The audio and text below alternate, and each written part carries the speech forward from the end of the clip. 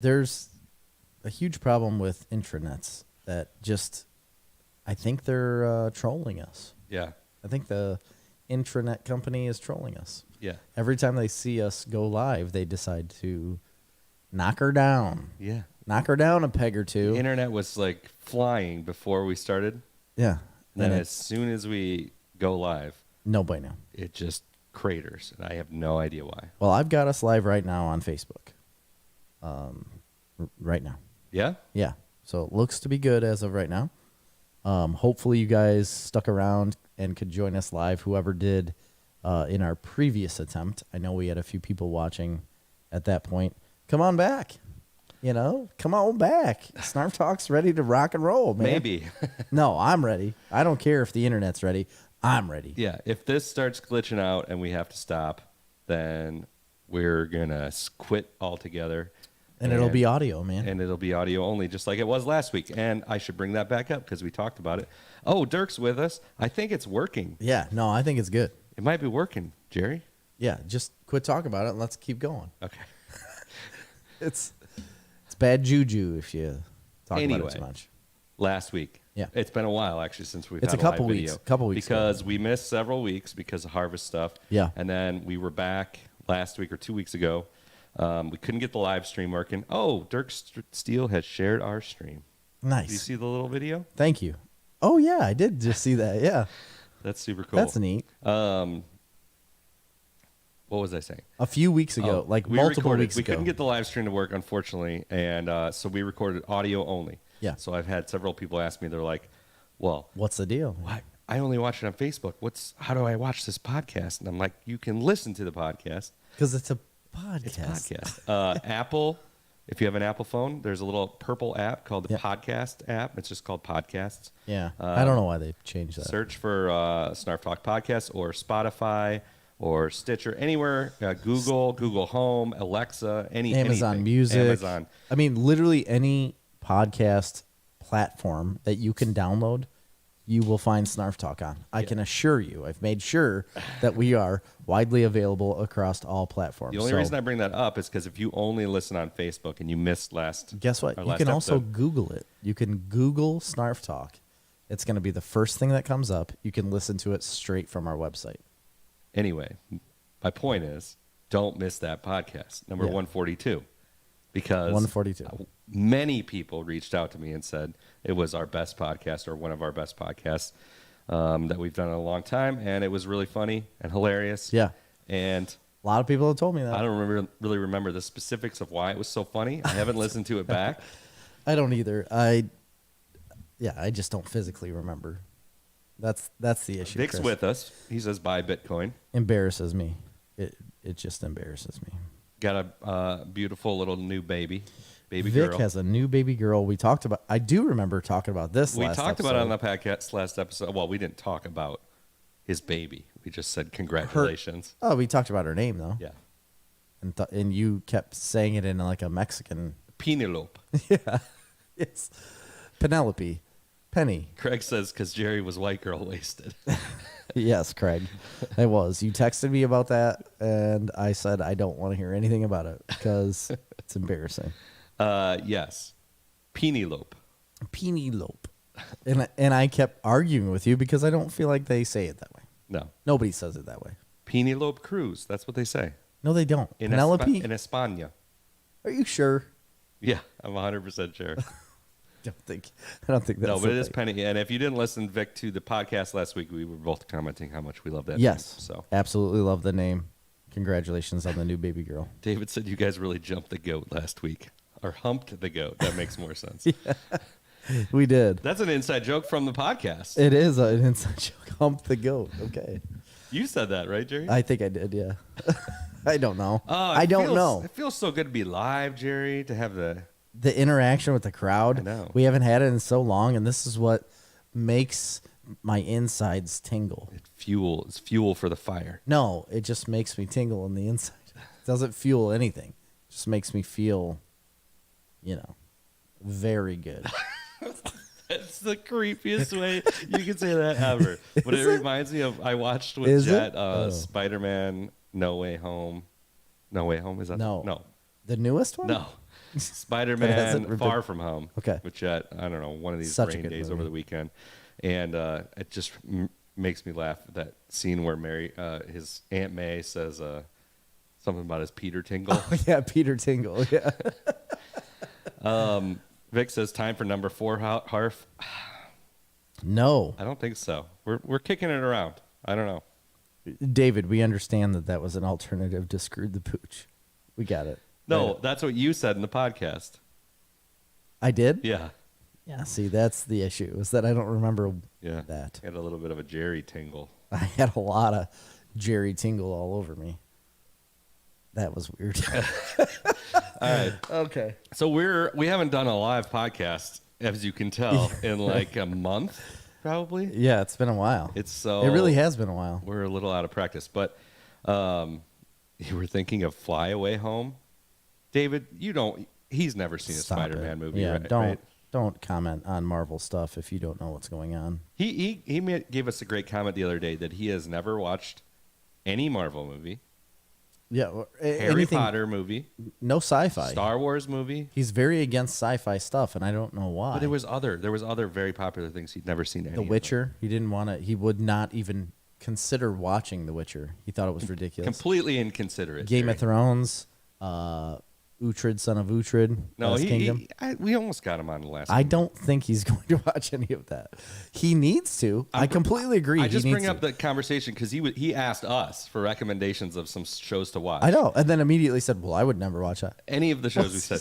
He said. Well, he said I just started watching Shameless, and I said I would highly recommend that you do not waste your time watching Shameless. it's not my favorite. I watched 4 seasons of it. I think 3 to 4 seasons of it, and it's the same thing every single year. A lot of people love it. That's great. I'm glad you love it. A lot of It's people a do good like show. it because it's like It is good. It's just it's just monotonous. It's the same thing. Like I know what's coming. yeah. There is no surprise to that The show. characters make the same mistakes over and over again. Yes. And then at the end, the last season's terrible. It goes super woke. It's just not. I don't waste your time. There's so many better things to watch. We're going to talk about a lot of them because we got some catching up to do on that. Yeah. Dirk said, "I believe the comments are coming in quicker," and I believe he is right. I don't think there's as much of a delay on this new system. Yeah, I think you're right. Dirk's right too. The earlier seasons were better. I 100% agree. I liked Shameless at the beginning. I've watched all of it. Oh, I haven't watched all of it, but I did watch the earlier seasons, and I thought they were good. I watched all of it. I thought the first several seasons were good. Yeah. I looked forward to the show. But there is some point, and I can't tell you which season it is. I don't even know how many there are out, maybe 7. I have no idea. There is a point that comes when they start recycling the same plot lines, and the characters continually make the same mistakes over and over again. Yes. So that's what hit me, and I was watching the show, and as soon as I had the realization that I am going to get nothing more from it, like there is nothing more that this show can ever show me or teach me or, do better, whatever it was, I was like, nope, not watching that anymore because it's the same exact show as last season or the first season or the third season. Like you could frame it back to any of the other seasons and say, yeah, I already saw this. That's when I shut it off, and I haven't watched it since. A lot of people told me I was crazy and said good things happened after that, but No. not for me. Dirk said when Fiona left, it was better, I assume he meant. I'm going to assume as well because I could not stand that character, Fiona. Yeah. I also could not stand Lip. Lip. Everybody loves Lip. I but can't he's so- handle lip.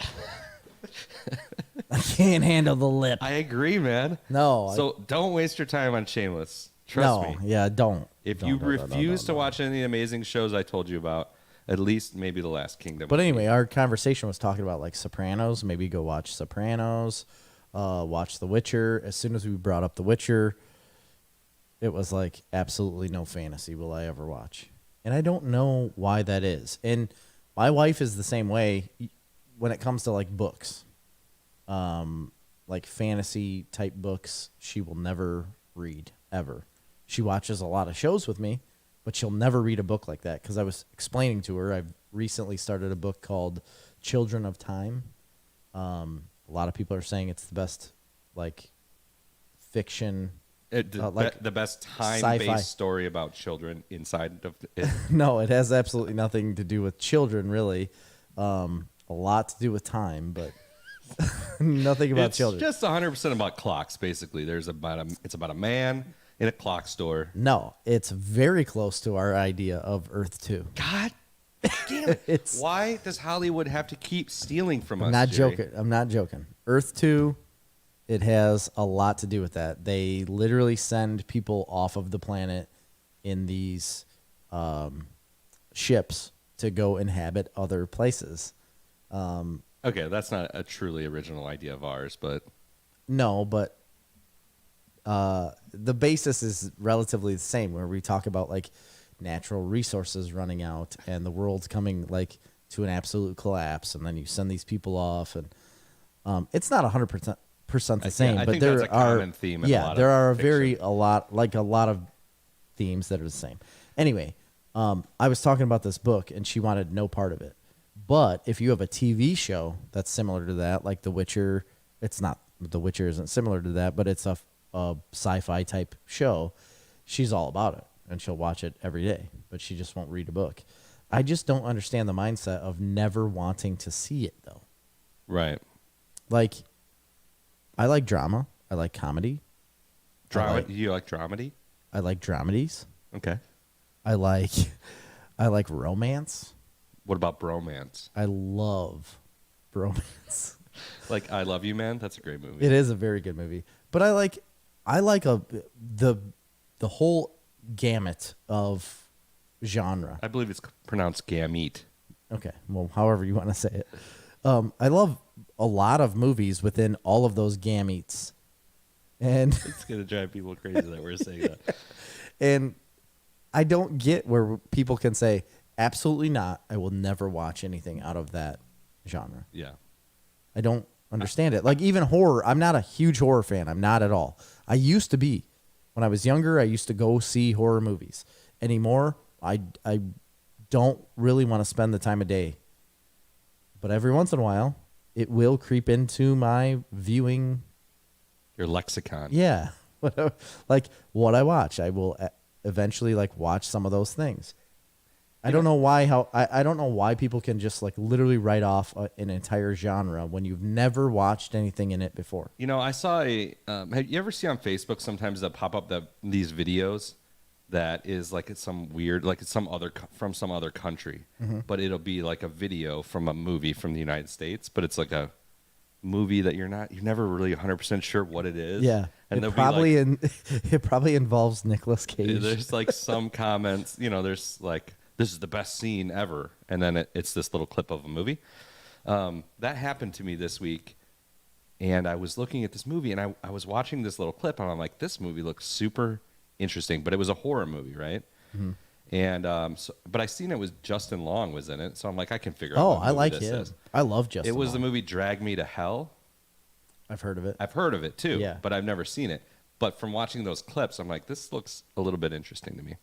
Anyway, I want to get back to the conversations happening on the board here.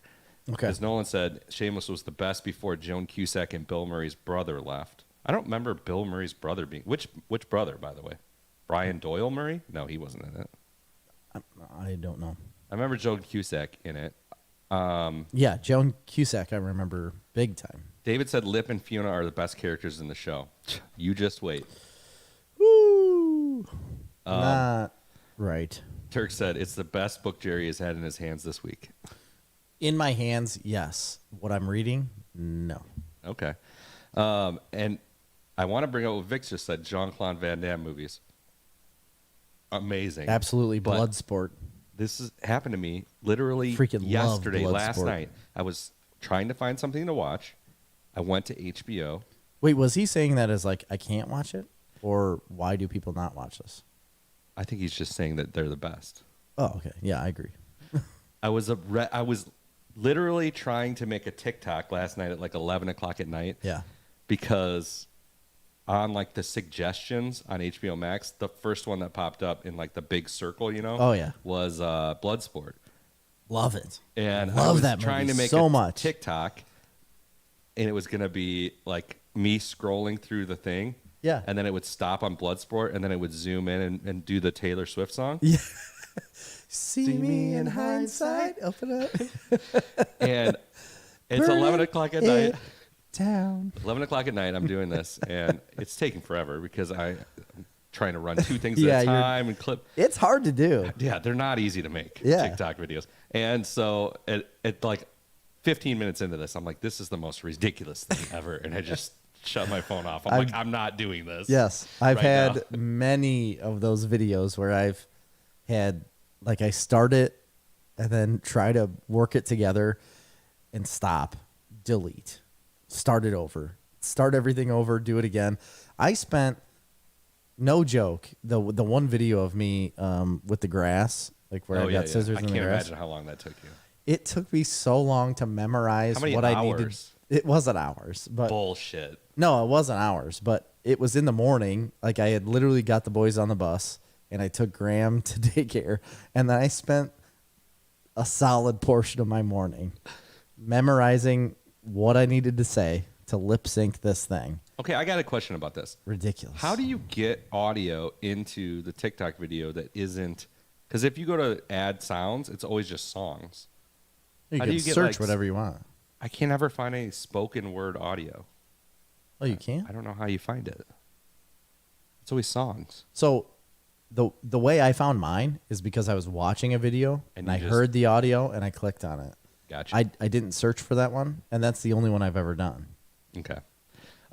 Just Joel Murray played Cusack's husband. I don't remember that. Oh, you know what? I guess I do remember that. I like Joel Murray. Is that the Murray brother that we met? Yes. I don't know if that's 100% you're sure of that. I think There's a bunch of them. I don't know how many there were. Well, we met there a are, but Murray there- brother at Caddyshack Yeah. bar Yes. in Rosemont. Was it in Rosemont? What a great time. Yeah. What a great time. Yeah. Oh, and by the way, coming up is C2E2. They're doing C2E2 in Chicago Yeah. this year, live, that we can go to again. If you don't know what that is, it is a comic and entertainment expo, Yeah. basically.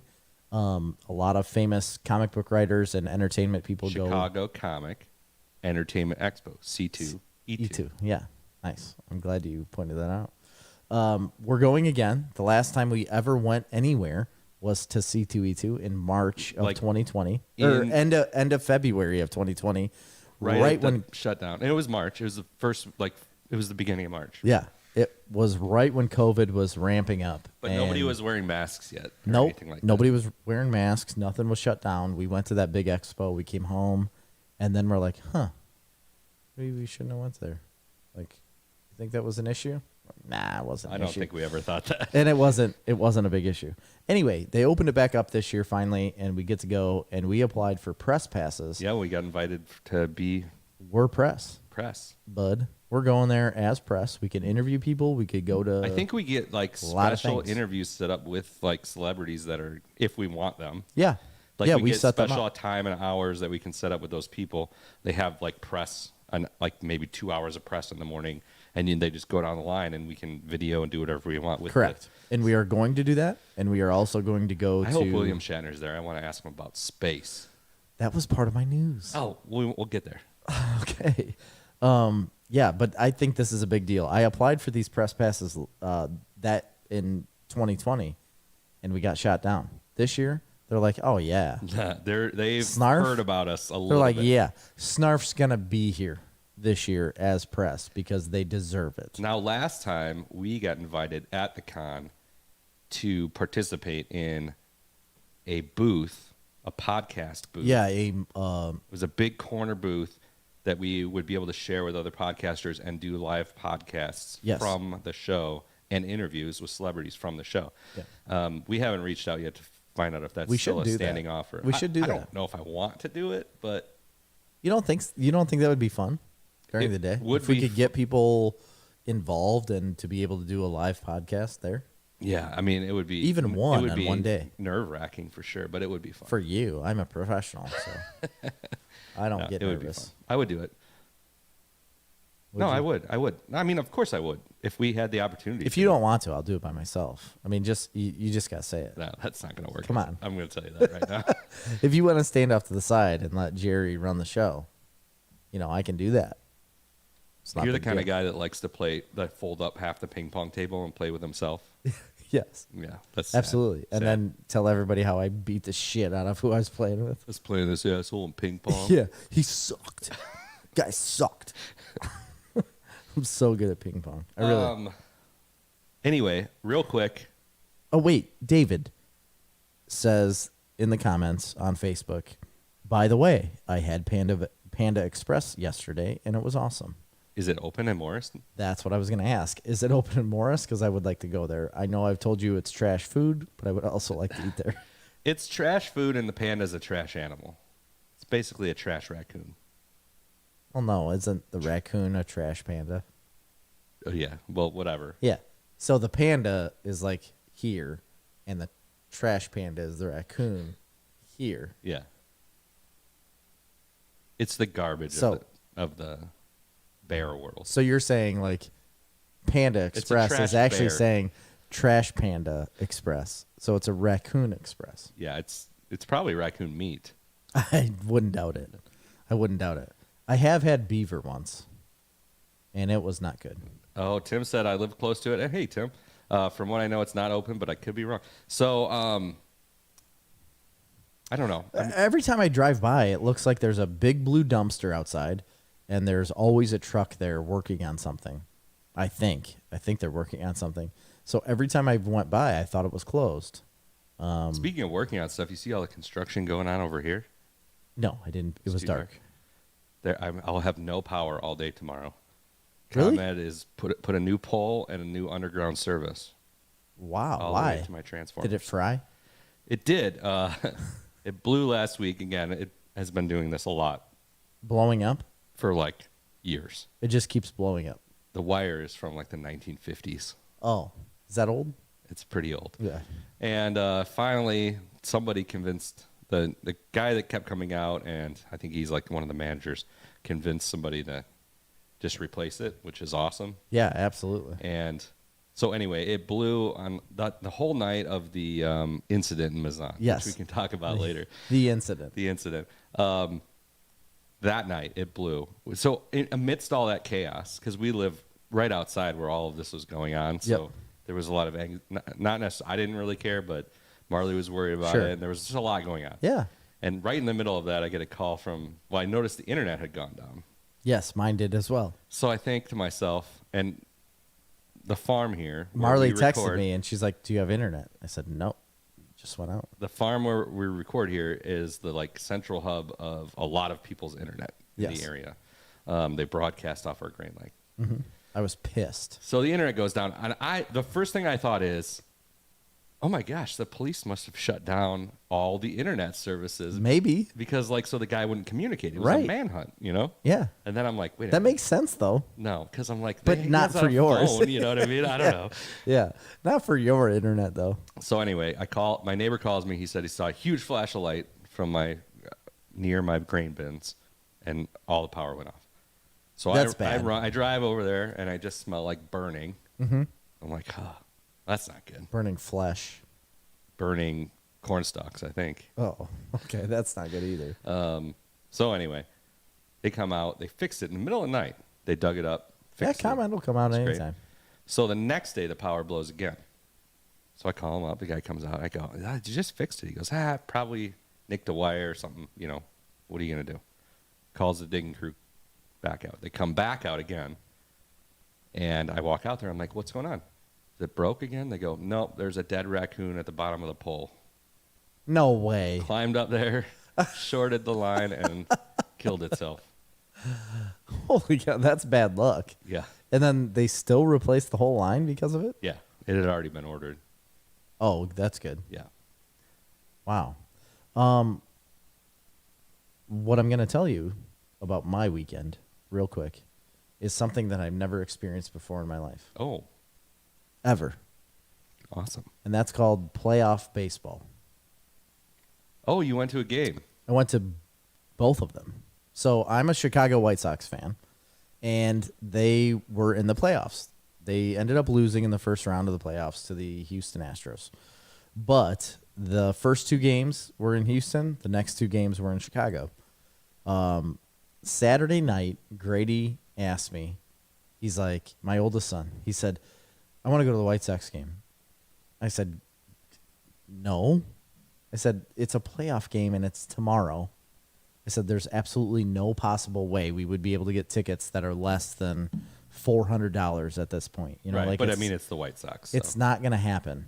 I mean, if you maybe like order a bucket of popcorn from the movie theater, they're going to give you a free ticket. If you want a free playoff ticket for the White Sox, please go. Stop it. So anyway, he said that we don't want to have to put up all the cardboard cutouts. we're going to put up a stand. lot of cardboard cutouts in this building right here so that everybody can see the White Sox. Okay. Phenomenal team. And Grady wanted to go, and I was like, no way. And then Amy was going to be on call, I thought. Well, she wasn't on call. And so he left, and I was like, I wonder what it would be. So I started looking up prices, and the tickets were like $90, like $100. I was like, I could do that. So I texted Amy because she wasn't at home at the time. I texted her. I was like, hey, I think Grady and I are going to go to the White Sox game tomorrow night, the playoff game. And she's like, yeah, I think that's a great idea. And I found 2 tickets on StubHub for $98 a piece. I was like, we're going. And they were pretty good seats. And so we went Sunday night, and it was an experience I've never had. The place was absolutely packed. Everybody was going crazy. And they do a light show in the beginning because it's a night game. And there's like strobe lights going on, like a bunch of crazy stuff going on. And Grady's face, like this is what was the best part of it, is that I had never experienced anything like this before, but Grady was standing there like looking around at this crowd going wild. And the game Sunday night was amazing. We were up for a while, then we were down like 5-1, then we ended up coming back and being 6-5, then they tied it 6-6, then we end up winning like 12-6. And it was just like absolutely crazy. And Grady's face through the whole thing, like he's not a very like expressive kid, you know this, like he's very like plain Jane, but the whole time, all of a sudden, it'd just be at random times, all of a sudden he'd start screaming. He'd put his hands up, start screaming out people's names on the team, yelling at people, like getting rowdy, And I was like, man, this is so fun. Yeah, he's gonna be the kind of kid flipping cars. Yeah. Oh, yeah. Absolutely. Like absolutely. If the Bears ever win another Super Bowl, he'd be the guy flipping a car in Arlington Heights. It was like one of the best experiences I've ever had, and it was really fun. Then I didn't even try to go to the game. It was supposed to be on Monday, and it ended up being on Tuesday. But my cousin texted me. He's like, we're going to go to this game. I'm going to get tickets. Okay, let's go. So I went to the day game on Tuesday. And it was just as great. It's really funny. On Tuesday, Marley was in Chicago for work, and she texted me, and I think we were rained out. Yeah, in the morning. I'm sure you were. Yeah. And she texted me, hey, you want to, like, last minute? I'm right in Chicago. Let's go to the game. I'm like, no, I'm not going to the game in Chicago right now. Yeah. It's the middle of a work day. No, my cousin asked me Monday night, and I was like, yeah, absolutely. I think I would do this. I had to figure out like the next day what was going on. It just so happened Amy had the next day off. Perfect. That opened up my day. Then I went, and it was wonderful. They ended up losing, obviously, but it was great. Yeah. It was the best. I've never been to playoff baseball, and I know it's a joke, but I literally haven't ever been to a White Sox game where the stadium was absolutely, completely full, every single seat, where people are screaming and yelling and going wild, and it was awesome. It was the best weekend I've had in 2021. Nice. It's very fun. Awesome.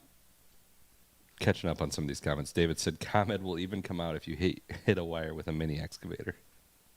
They will if you call them, yeah. Because I was trying to get them to replace that, and it didn't end up working out that way. But what I did have happen, my contractor got a hold of a guy, the contractor that built my house, Got a hold of a guy. They came out and replaced it. I never paid for a penny of that. Awesome. I'm still waiting for a breaker, though. I need a 200 amp breaker. They sell them at Menards. Yeah, I know. I just haven't.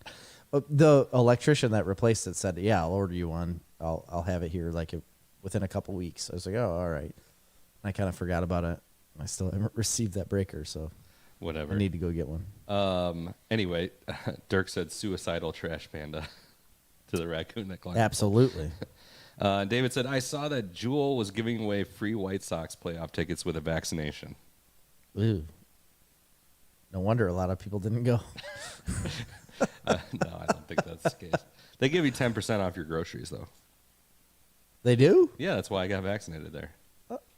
You got vaccinated in Jewel? Yeah, I wasn't going to, but I was in Jewel, and they said, hey, do you want 10% off these groceries? Do they do that I had now? like $300 worth of groceries, and I'm like, yeah, stick that thing in me. The cashier did it. Okay. The bag boy. The bag boy. No, gave like you I it. completed my purchase, the little drawer opened, you know, Yeah. she pulled out a needle. Right Boom, there. Boom. vaccinated. Yeah. That was nice. Johnson and Johnson, or Yeah, Johnson & Johnson. yeah. So you only had to get one. Yeah. Oh, yeah. Nice. That's what you want to have that in the drawer. You don't want to have them have to come back and say one or two. You know, That's right. like the drawer pops open, they say one or two. Two. Give me two. Give me both Yeah. at the same time. Actually, I need one and two right now. I have a spring stretcher, Jerry. Really? Yeah, it's been a while since we've had a spring stretcher. I know it has. I got two, actually, but the first one's the most important one. These get me excited because Man. I want my springs stretched I'm going to tell you what. hard. This blows my mind because I have been thinking about this spring stretcher for a while now, Okay. but I keep forgetting, and I come in Well, here. I thought you were going to bring one up last episode, but we might have skipped over it because of chaos. Well, anyway, I have been having this one in the back of my mind for a couple months, and I keep forgetting to bring it up, and then if I do think about it, I forget to say it. And the other day, I'm sitting at dinner, and my brother-in-law says, hey, I got a spring stretcher for you. And he says the exact one that I had been thinking about for the last couple months. And I'm like, did I tell you that? Really? He's like, no. I'm like, I didn't tell you that was a spring stretcher? And he's like, no. Isn't that wild? That is So we crazy. both I get- mean, you know, multiple people can have multiple here's things one. that they dislike. The phantom phone buzz. Oh my gosh. This destroys me during the day. I absolutely. And that's a real thing. This is a real thing where you get a phantom buzz in your pocket where you think you're getting a phone call. Because I have phone my call, phone. text, or some kind of notification. I have my phone on silent all the time. I hate a ringer. Me I too. do. My wife is infuriated by me never having my phone on. Like the volume up. I always have it on vibrate. And I don't care. I don't want phone calls. I get them all the time. I want no part of them. Even like it'll literally, you could be calling me tomorrow. I'm like, I ain't got time for this. I'm doing nothing. Guaranteed. I'm doing nothing. And I'll be like, I don't want to talk on the phone. And I just put it back in my pocket and I'll call you back whenever I feel like I want to talk on the phone. Whenever it's right for Jerry. Yes. Convenient for Jerry. Absolutely. I'll text you right away. I'm the guy that has it in my hand. If you text me, I will not waste 1 second to text back if I have it in front of me. I will text you right away. I will always do that. Never answer the phone. But that phantom phone buzz is a real thing, and it's infuriating. Yeah. And it happens to me all the time when I don't even have my phone on me. Oh, yeah. And so I'll reach in my pocket real quick. I'm like, I don't even have my phone. But I swear that I felt You can that buzz. feel a buzz, yeah. I think it's bed bugs I don't know. But in your pants. I want to know how much. And I really didn't think like that. It was that widespread of a thing until he mentioned the same thing to me. No, it happens to me all the time. All right. Well, that's a real thing. That's my spring stretcher number one, is the phantom phone buzz. So Okay. if that's something that annoys you, let us know. Yeah, if anybody has a phantom phone buzz and they hate it, tell us. Number two is people that get on their high horse and say, like, I can't eat fast food because it doesn't agree with my system. You know what I mean? Have you heard people say stuff like this? Yeah. Like, Of course I have. listen, There's nothing special about you. Your digestive tract isn't special. No. Does fast food give people the shits occasionally? Yeah. Yeah. Everybody. Everybody in the club shitting their brains out at 2 a.m. when they eat Taco Bell. Yeah. It's not a big thing. But most of the time, it's fine. Same with it's McDonald's. Just food. It's food, right? Might be a little greasier than normal. Might be a little fattier, Sugarier. saltier. Yeah. Sodomier. But there's nothing special about your digestive tract. Got a bug. That's gonna play well. I hope so. There's a So those two are my spring stretchers. And by the way, we were gonna do spring stretcher stickers. You know, yeah. I saw the new. Marley made a. Are you saying? Well, I was. She said, "Did you say elephant?" But wasn't it? Are you saying elephant? No, I don't think so. That's what dude originally said, because we kept saying irrelevant, and he said, irrelevant. "Are you saying elephant?" That's what the original quote was. Okay, I think I've always said. Did you say elephant? Yeah, that you named the episode Since that, then. but that isn't what actually was said. Oh, okay. Yeah. It doesn't matter. So we'll can get make our a spring stretcher stickers and our irrelevant stickers. Yeah. Have you seen the new trend of the Joe Biden stickers? Yes, That people where they are sticking I everywhere. did that. The I did that stickers. I love them. And I'm not even like an overly political person, but I want to do this. I want to get those stickers and stick them on everything. Yeah, I love it. A lot of people are starting to do it now, especially at gas pumps. Yeah. They're all putting them at gas pumps.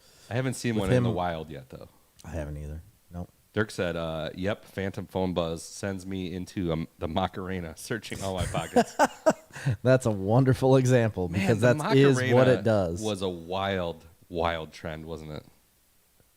I mean, it wasn't necessarily a trend, more as a dance craze. It was a craze. Yeah. It was like the original what's that Korean guy that did that one song? Yep. You Yep. know, Gundam style. Gundam style. Yeah. Macarena was way bigger than that. No, I know, but I'm just saying, like in recent years, what people can understand it from Gundam style, doing the whole Yep. yep. That stuff. The Macarena was like the original. Like this is what we grew up with. Oh yeah. You had to do a whole dance, Middle slapping school your dances. shoulders, putting your hands out, crossing your arms. I remember one time at a middle school dance, the Macarena came on. Are you okay? No, there are so many little It's flies. a gnat. There's so many of them. They're like fruit flies. Yeah. They're all over me though. I don't understand it. I remember one time at this middle school dance, everybody was doing the Macarena, but like in a line, like In a conga line? in a conga line type situation. Yeah. Not me. No, you No. you revolted from the Macarena stood- conga line. I did the Macarena Okay. on my own in the middle. With the line around you? Yeah.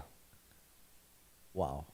It wasn't. This is like a Michael Jackson. It's moment. actually an embarrassing moment. Actually, I think one of the teachers came up and they're like, "Are you okay? Do you want to like join in with all the other kids?" I'm like, "No, man. Nah. I'm good. I'm my own man. I'm good right here." I think I had a jacket tied around my waist. Did you really? Oh, I'm sure. Jean jacket Probably. or starter? Not starter. Not a starter jacket. Okay. Let's go, Brandon. Dirk said that one is hilarious too. That is killing me. This That Let's is go, a Brandon thing. pretty big deal right now. Amazing. That's I a love pretty it. big deal right now. Kyle said they got taken off the Mazan gas stations. I can't even believe that. I didn't see him. Well, I need to get some more of these things. Oh, David said it was more like teach me how to Dougie. See, you lost me on that. You've never done that one? I've never done it. I've never seen anybody do it, but You I've haven't? heard of it. It's like Teach me how to Dougie. Isn't it Teach, just like- teach me how to Dougie. running your hands in your hair. Yeah, it is. Yes. See, it you is don't something even like know that. what it is. Yeah, it's like that. I mean, None of these things I even can't dance, Chris. none of so- these things even touch the Macarena as far as how much that permeated the culture. No, I agree with you. I completely agree. I think the Macarena is bigger than all of that Yeah. put together. I mean, But I think the Pee Wee dance was pretty big back in the day. Gundam style was pretty big. Yeah. I was really big. Maybe like It reached 1 billion views on YouTube like He made really $1 billion, fast. Jared. Oh yeah, and he's quit everything. Like you won't see him ever again. You will sigh. Isn't he on the Squid Game? I don't know anything about this show. I don't know either. He's decided they're I've both watched- South Korean. That's all I know. I've watched the trailers for it. I don't get. I can't deal with the dubbing. Otherwise, I'd watch I hate it. I hate the dubbing. I'm not a big dubber. Yeah, unless it's dubstep. Oh, absolutely. Then I'm I all in. really do like dubstep. I think it's really good. Anyways, did some spring stretches. We got any news? Yes, I have a lot of, well, not a lot, but I'll start off right away with the one that you spoiled already. William Shatner, Captain Kirk himself, went to space. The first actual fictional space captain to go to space. And the oldest man ever Really? to go to space at 90 years old. Okay, I had this conversation This- with somebody the other day. Go- This isn't real space, though. This was fake space.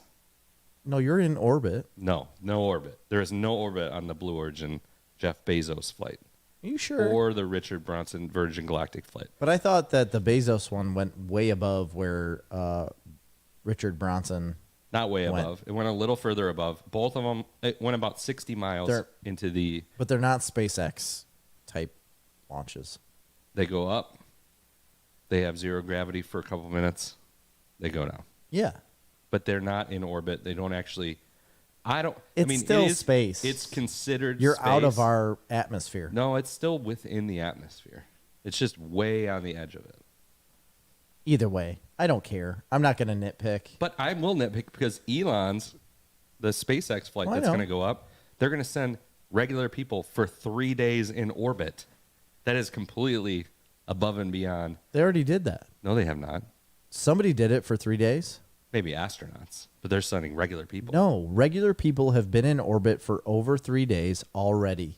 No, I don't. It's already been done. Google it. I'm telling you, there was people orbiting the Earth for 3 days. It's already been done. And those people were regular people. It was like four people. And all civilian. Oh, it just happened. That was SpaceX. Yeah, that's what I'm saying. Okay. It just it already happened. I didn't know that already happened, but Clearly. yes, because one of the ones was the girl who wanted to be an astronaut and cancer survivor. We talked about her on the show. Yes. Yeah. Okay. So SpaceX, 3 days in orbit. Bezos and Branson or Bronson? Bronson, 60 Charles miles Bronson. up, then back down. They're not even the same type of accomplishment. No, it's not even close. It's not the same. But either way, I'm not going to nitpick on what they're doing when it comes to like seeing the Earth. No, that no. Nobody's ever seen before or done before. What I am going to nitpick is the fact that you need to be this big, physically fit and super smart person to go to space. It's like you just sent a 90-year-old actor that has never, done anything in the way of training. and a to go to billionaire with a space. cowboy hat. Yeah, and a billionaire with a cowboy hat, and another billionaire with yellow hair Yeah.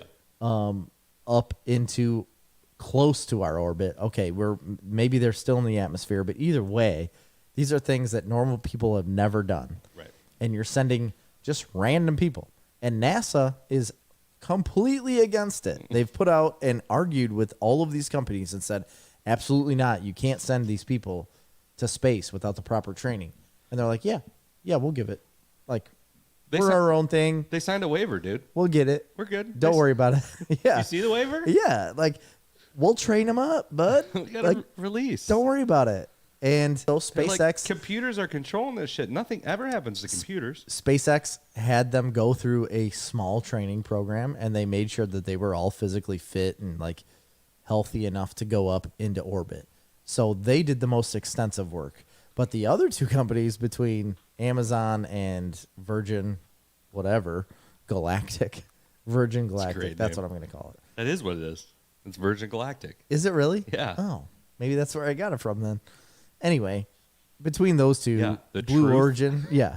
Origin and Virgin, those people are just like, anyone. I don't care. You got money, give me your money, and you can go up there because we're going to send a 90-year-old man. But what I will say is that William Shatner went up there, and I saw a video of him like releasing himself and turning around and actually looking at Earth. And then I saw an interview with him afterwards, and he said, it has fundamentally changed me. as a person. Like being able to actually look back at Earth where you live from a vantage point that nobody else gets to see. And he said, even at 90 years old, it has fundamentally changed the way I think about life. Yeah. Isn't that crazy? No, I totally believe that for sure, because also I watched this documentary and I talked about it on the show, but it was on Netflix, I believe, and it was like a bunch of astronauts that talked about what they thought of Earth based on their perspective of it. Yeah. From being outside of it. Yeah, and you can see any image you want of Earth. You can watch any video footage of Dirk said Earth. Denny Crane. You know what that's from?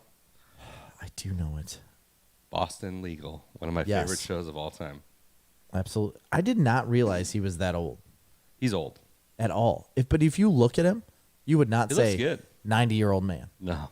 There's no way. I mean, I watched him float around in that thing, and I was like, that is not a 90-year-old man. He looks like a 70-year-old. It blew me away when they said he's 90 years old. Never knew that. But it's pretty incredible that he went to space, relative space, more space than what we have. I mean, it is definitely space. Like, there's a line that NASA says, this is the line for space. And they went past that. Yeah. But it's not the same thing as being outside of the Earth's Have you heard of in orbit. what NASA's trying to do now? Because of all of these, I say all of these companies, but there's 3 companies that are privately owned that are trying to go to space and do whatever they want.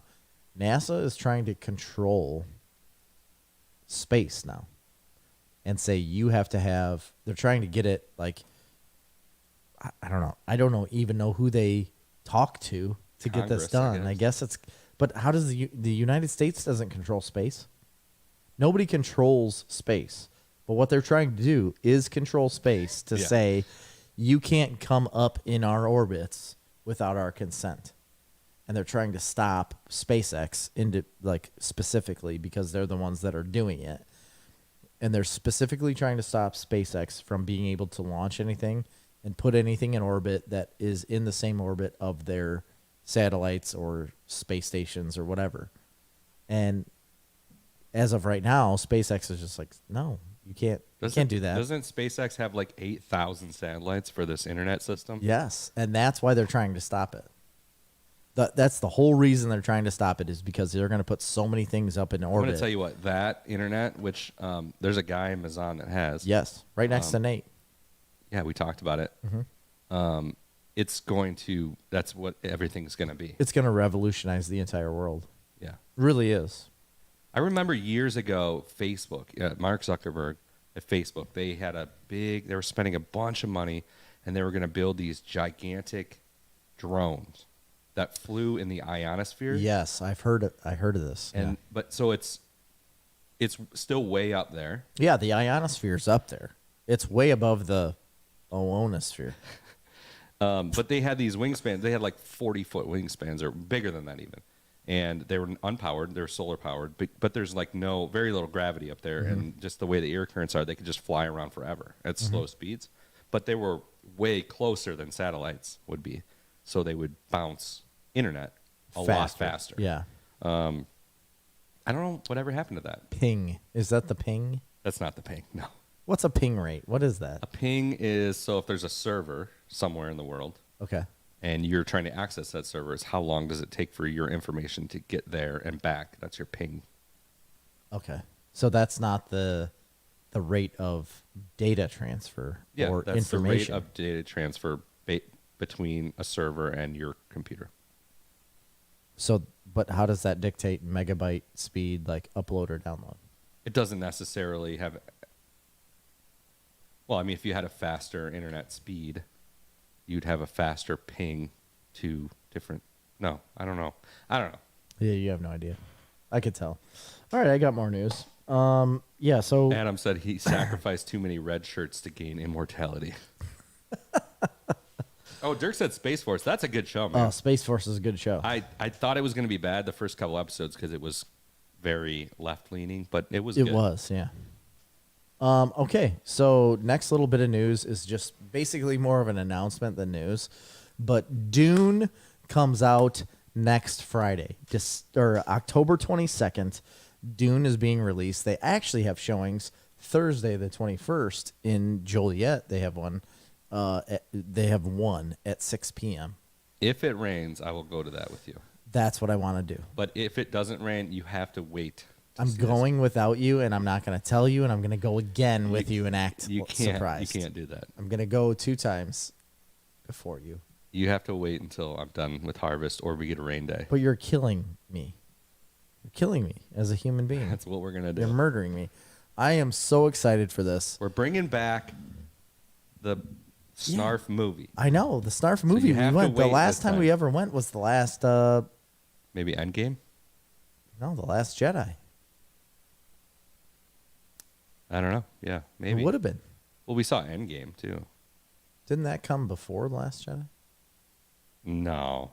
Yeah, maybe. The summer, and then Last Jedi was like towards Christmas. Okay. I thought. I don't know. Either way, it was like 2019 when we went and did anything at the movies. And that's sickening to me. But Dune is coming out. I'm so thrilled for this. The trailers that have come out look amazing. I'm just so on board with this so much. Speaking of trailers, that's one of my news. I went and saw, and I'll talk about it we're watching Shang-Chi, because we haven't talked about that yet, right? Oh, no, we haven't. Yeah, you went and saw that. Did we talk about it last week? I don't remember. I have no memory of it. You need to switch your soundboard and get some good sound effects. Whatsoever. I have no memory whatsoever. Eternals. There's a trailer for Eternals. The final trailer is before Shang-Chi, but it's out on YouTube as well. Right. That movie is one that I had basically very little to no interest in. Not that I had no interest, but I'm like, I don't know anything about the characters. It looks kind of I know nothing about them. And whatever. That trailer looks amazing. It does look very good. It drew me in big time. Big time. So I'm super psyched about that. Another one of the news I got on here, and Adam just mentioned it, Ghostbusters Afterlife. Oh, that's coming out soon too. Soon, but apparently, like, people have seen it, like early showings, early critics. Yeah. Getting rave reviews. Oh, good. You had me scared for a second. It's getting... I don't see how it couldn't because of the younger... Absolutely phenomenal reviews. Yeah, the younger kids involved. Paul Rudd is in the movie, and Paul Rudd movies don't get reviewed poorly. They just don't. No. Except for Wanderlust. I love that movie, though. I'm just kidding. Absolutely love that movie. I know you do. I think the one that did get the poor reviews was... like it's not Step Brother or something like that. It's not Step Brothers was a movie I know, but he had a movie with something brother, and he was like the weird outcast. My Idiot Brother. Yes, that's a good movie, but it got poor reviews. It did get poor reviews. That's all I had for news. Okay. Also, The Witcher is coming up December 17th. Toss a coin. Yeah. The second season of The Witcher is coming out December 17th, and the showrunner promised that the second season would be much, much darker. They're not going to be as... so he explained it as like the first season was following a lot of the short stories that have been written about The Witcher. And the second season is starting off with a short story right off the bat, but it's going to start following the actual story of the novels. Because there's after that massive amount of books, right? Yes, lots. Because there's so many short stories that were written along with novels that create the whole story. But it's almost like the side quests on Fallout, right? Like Or you have The Witcher. Or The Witcher, yeah. Yeah, right. But it started as a game, but then it became huge. No. It started as books well before a game. Okay. The books all started in Poland like long time ago. I didn't know that. Yeah. And he was writing them as short stories to begin with. And then all of these short stories kept being written. And then he finally decided, like, oh, a lot of people like this. I'll write a novel. And he wrote a novel. People love that. So the show is not at all based off the game. Not in the slightest. It's all based off the books. Interesting. I didn't really know any of that. Other than loving the show and loving The Witcher 3, I don't have that much. I mean, outside of that, I don't know that much about it. Yeah, so it is based off a certain portion of the novels, and there's a storyline that it is following that I didn't write down. I don't remember, but you can look it up. It's a specific storyline that it's following within the Witcher lore, and the set of short stories that happen prior to the timeline that it's on is what it was explaining in the first season. It doesn't necessarily go by the first. It's kind of in the first book, maybe into the second book, but it's like bits and pieces. They've also added a character in the second season that weren't in the books, so they are taking some liberty during these seasons, but they are pretty strict to what was written. The second season is starting out with a short story of what they do, but it's going to follow into the novels right away and get into the like meat and potatoes of what Geralt is and what he does. And they just put out a poster of him in his armor, and it says something about defending, which is meaning like he's going to defend Ciri, the girl that you see in the first season. Right. Like that's where it's going, and that's the story that's going to take place. But apparently it gets a lot darker. Like you're not going to have those episodes where people are singing, toss a coin to your Witcher, and it's light and airy and you have fun. Because that was, partially one of my favorite things about that series, but also it strikes a good balance. Yeah. And he said that we're absolutely going to keep the humor that Geralt has, that dry, witty humor that he has.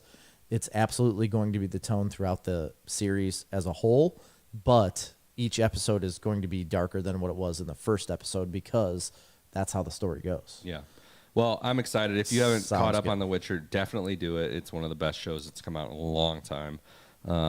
Everybody that I know that has seen it has loved it. People that don't like fantasy, people that don't like, it's not sci-fi, right? It's fantasy, but people that don't like any of that stuff love this show. Right, David? I don't know if you heard that or not, but everybody loves that. The next thing you had talked about was that show. Oh, speaking of The Witcher, though, real quick, did you watch the animated movie on Netflix? I haven't. Oh, it was great.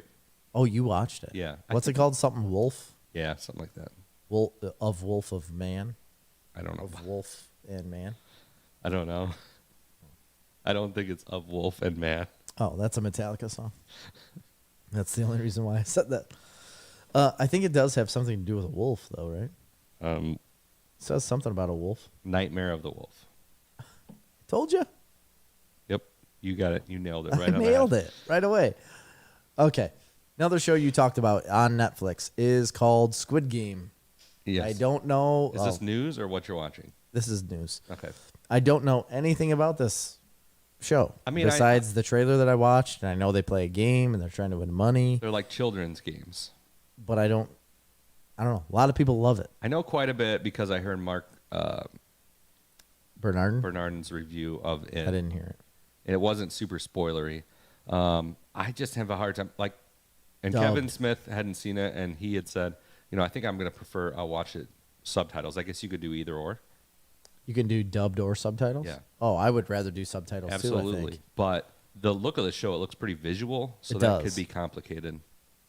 Because usually when you read subtitled movies, you actually aren't watching it very much. No, you don't watch it too much. Yeah, you're right. So I don't know. I tried Unless you can read it quick, you don't see much of what's going on. I feel like we should watch it, but I have yet to meet It's a anybody. series. Nobody that have watched it has told me to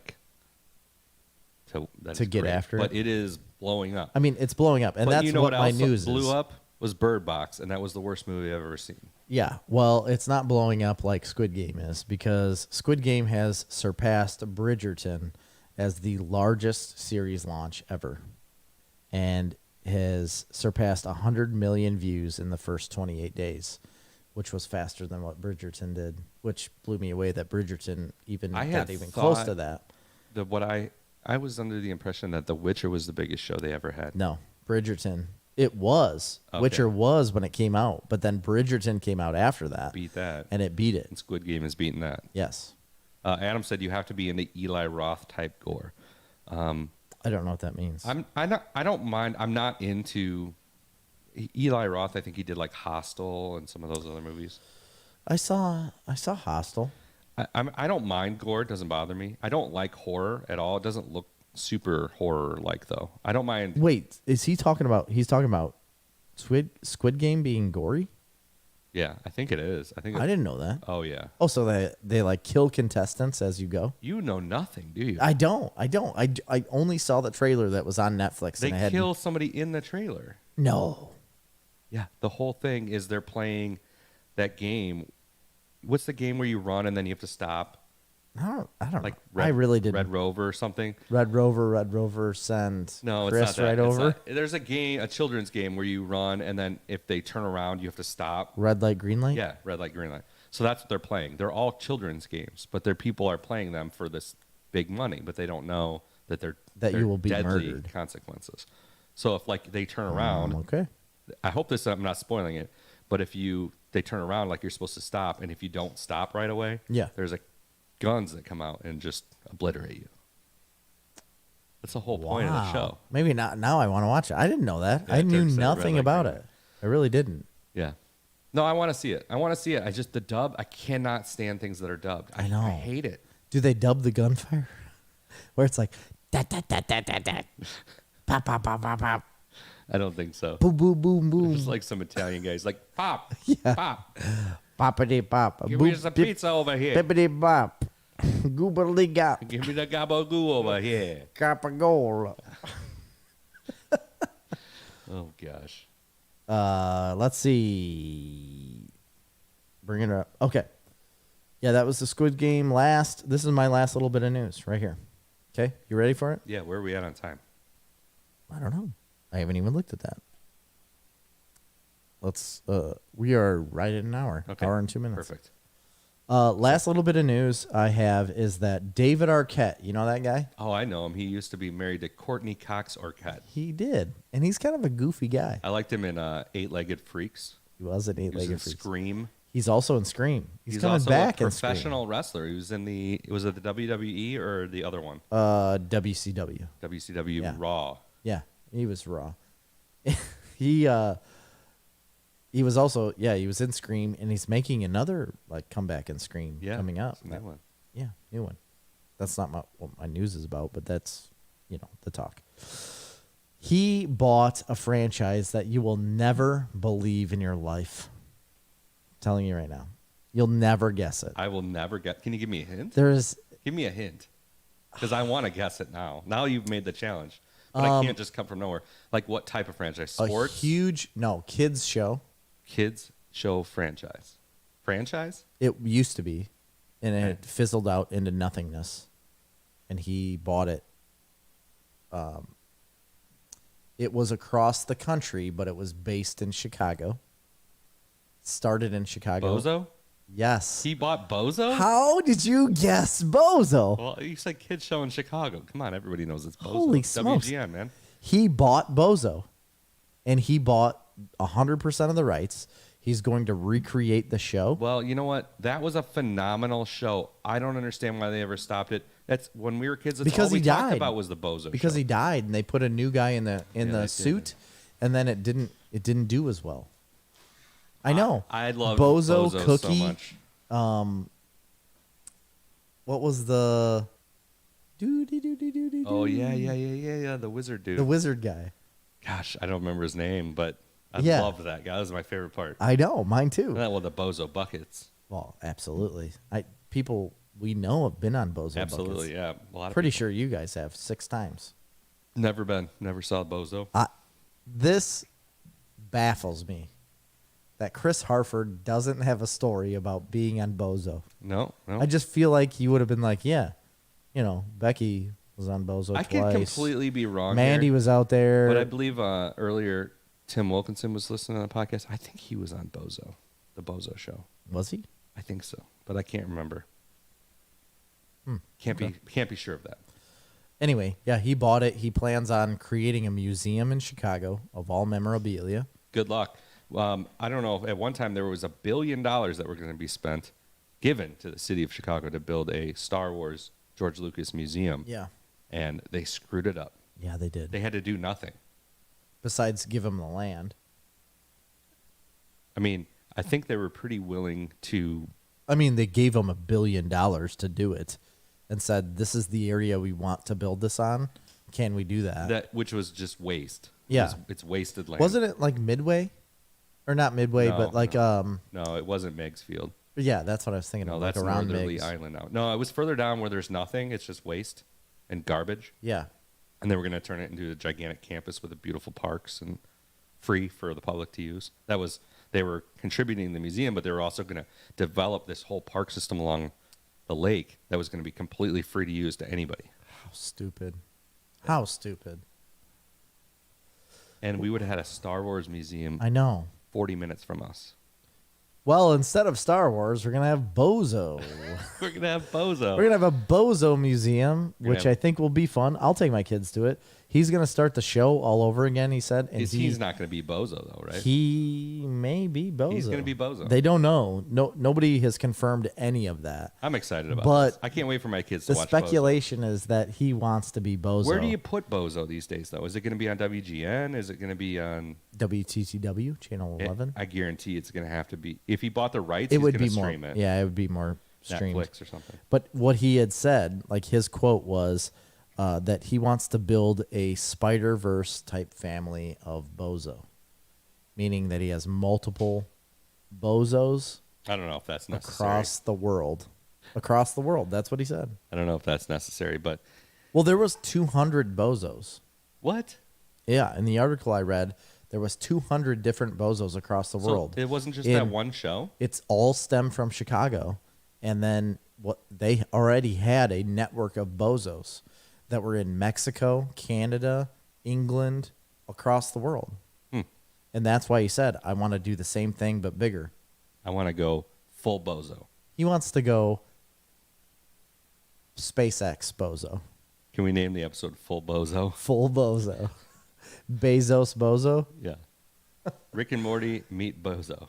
Yeah, that's what he wants to do, man. All right, man. That's all for the news. That's all for the news But- this week No worries, because we got a lot of what we're watching. so far. We got some catching up to do. Did I talk about? I'm pretty sure I talked about my unpopular opinion about Italian beef, right? Yeah, you did. Okay, I thought I did. That was towards the end of the show where I know. things We don't got need a to bring it little up. off the rails I just wanted to make sure I brought it up. I like mustard on Italian beef. when you spilled all over, and I cleaned it Cleaned up it for up. 15 minutes while Yeah. you sat there and did nothing. Yes. Like Jerry, you got to talk. No, I know. I love that episode. Check it out on any podcast app you got. It's the last episode, 142. I don't remember what it's called. All flavors tested. Yes, fall flavors. Test. Terrible name, but that's fine. I didn't remember what we did, Chris. You could have called it the Fall Flannel Collection. I don't know if I could have. Okay. So I got a lot to talk about, but do you want to start it off with Shang-Chi? Because I don't think we talked about Oh, it. yeah. We've both seen it. We've both seen it. I want to hear. I gave an opinion of it and talked about it a little bit. Yeah, you did. Official review here. There will be spoilers, but nothing. I don't think there's anything that critical to spoil about the movie. No, I don't think so either. I mean, we could tell you the whole movie, and I don't think it'd spoil it for you It because wouldn't. it's somewhat of an experience. So I don't even think you necessarily got into your opinion of it, but No, I will I give you didn't. my initial I didn't. reaction. I had been wanting to see this movie. I was really looking forward to Yeah. it. I love Kung Fu. I didn't know much about the character of Shang-Chi at all. No, me either. But I wanted to see it a lot because that genre of movie. Well, and I didn't even know that this was going to be like that genre of movie, but like Crouching Tiger, House of Flying Daggers, Yeah. all those Asian movies. That's like Hero. Those are like some of my absolute favorite movies. I've talked about it on the For sure. podcast a million times. That's way up there for me. So my thoughts on this movie. First of all, I absolutely loved this movie. Yeah. As did I. I thought it was phenomenal. And the reason I bring up that style of filmmaking is because it has a lot of those attributes. However, I wished it would have gone even further, I do too. but it didn't. But that's fine. It still gave us a lot of that feel of those Crouching Tiger, Hidden Dragon type movie. It does, but I do agree they could have went a They like step Americanized it, commercialized it further. They a little pulled more back. than they need to. It did feel like they pulled back on the martial arts, kung fu like type movie. They had it. It was throughout the whole thing, especially at the beginning, and it was very good for what they did. like it was when, very good. when his dad meets his mom. Absolutely, that that part was awesome. Yeah. What a great portion of that movie! Like the whole depiction of a fight turning into like a love dance, almost. You know, like yeah, that's what it turned into, and it was awesome.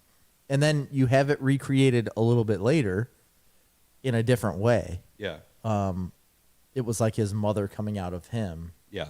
and his dad then seeing that, which is ultimately what won the whole thing. That finale was phenomenal. Yeah. But from start to finish, just an immensely entertaining movie as far as action, as far as humor, as far as likability of all the characters.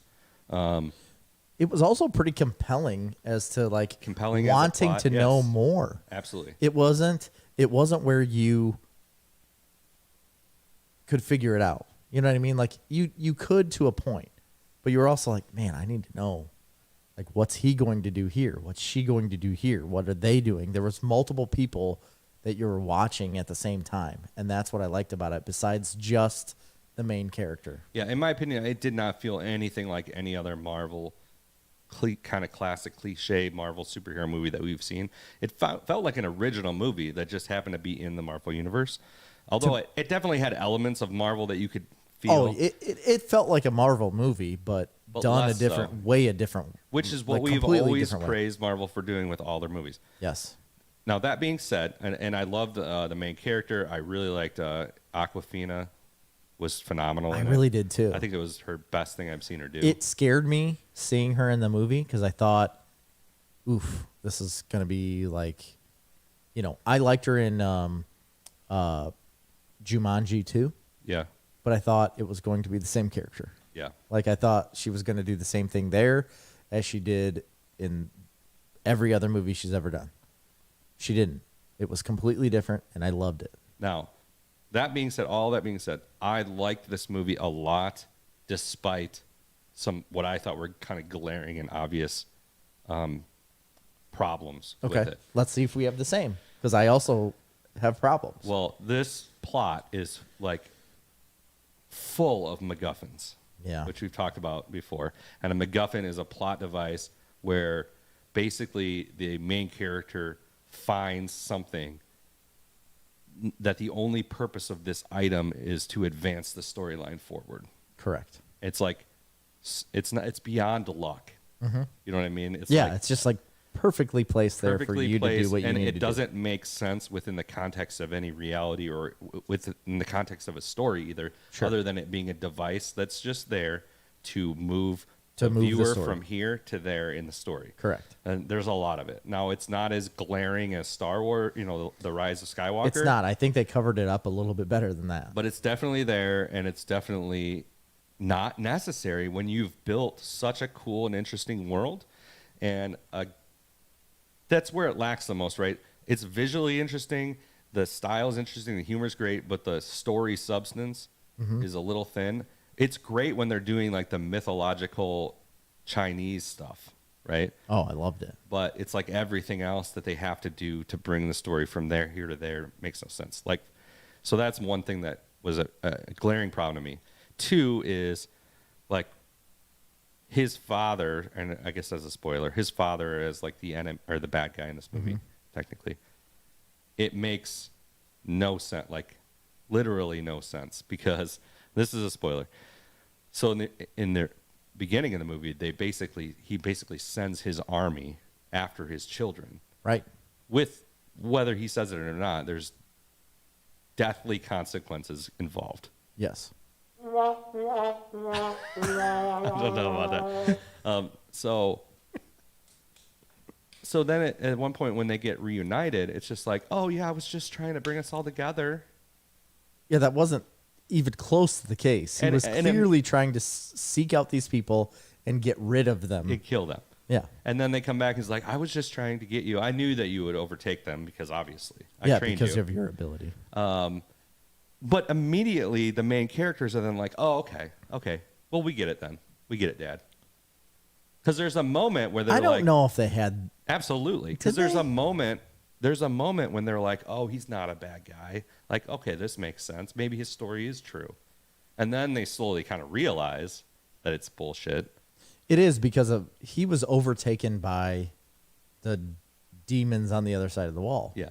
But they didn't know that at first. At first, they're like, oh, well, maybe our mom is still alive. Maybe we can do something. Yeah, they did. But immediately upon seeing him, basically, and reuniting with him, they're just like, oh, okay. Like, you just sent assassins. Yeah.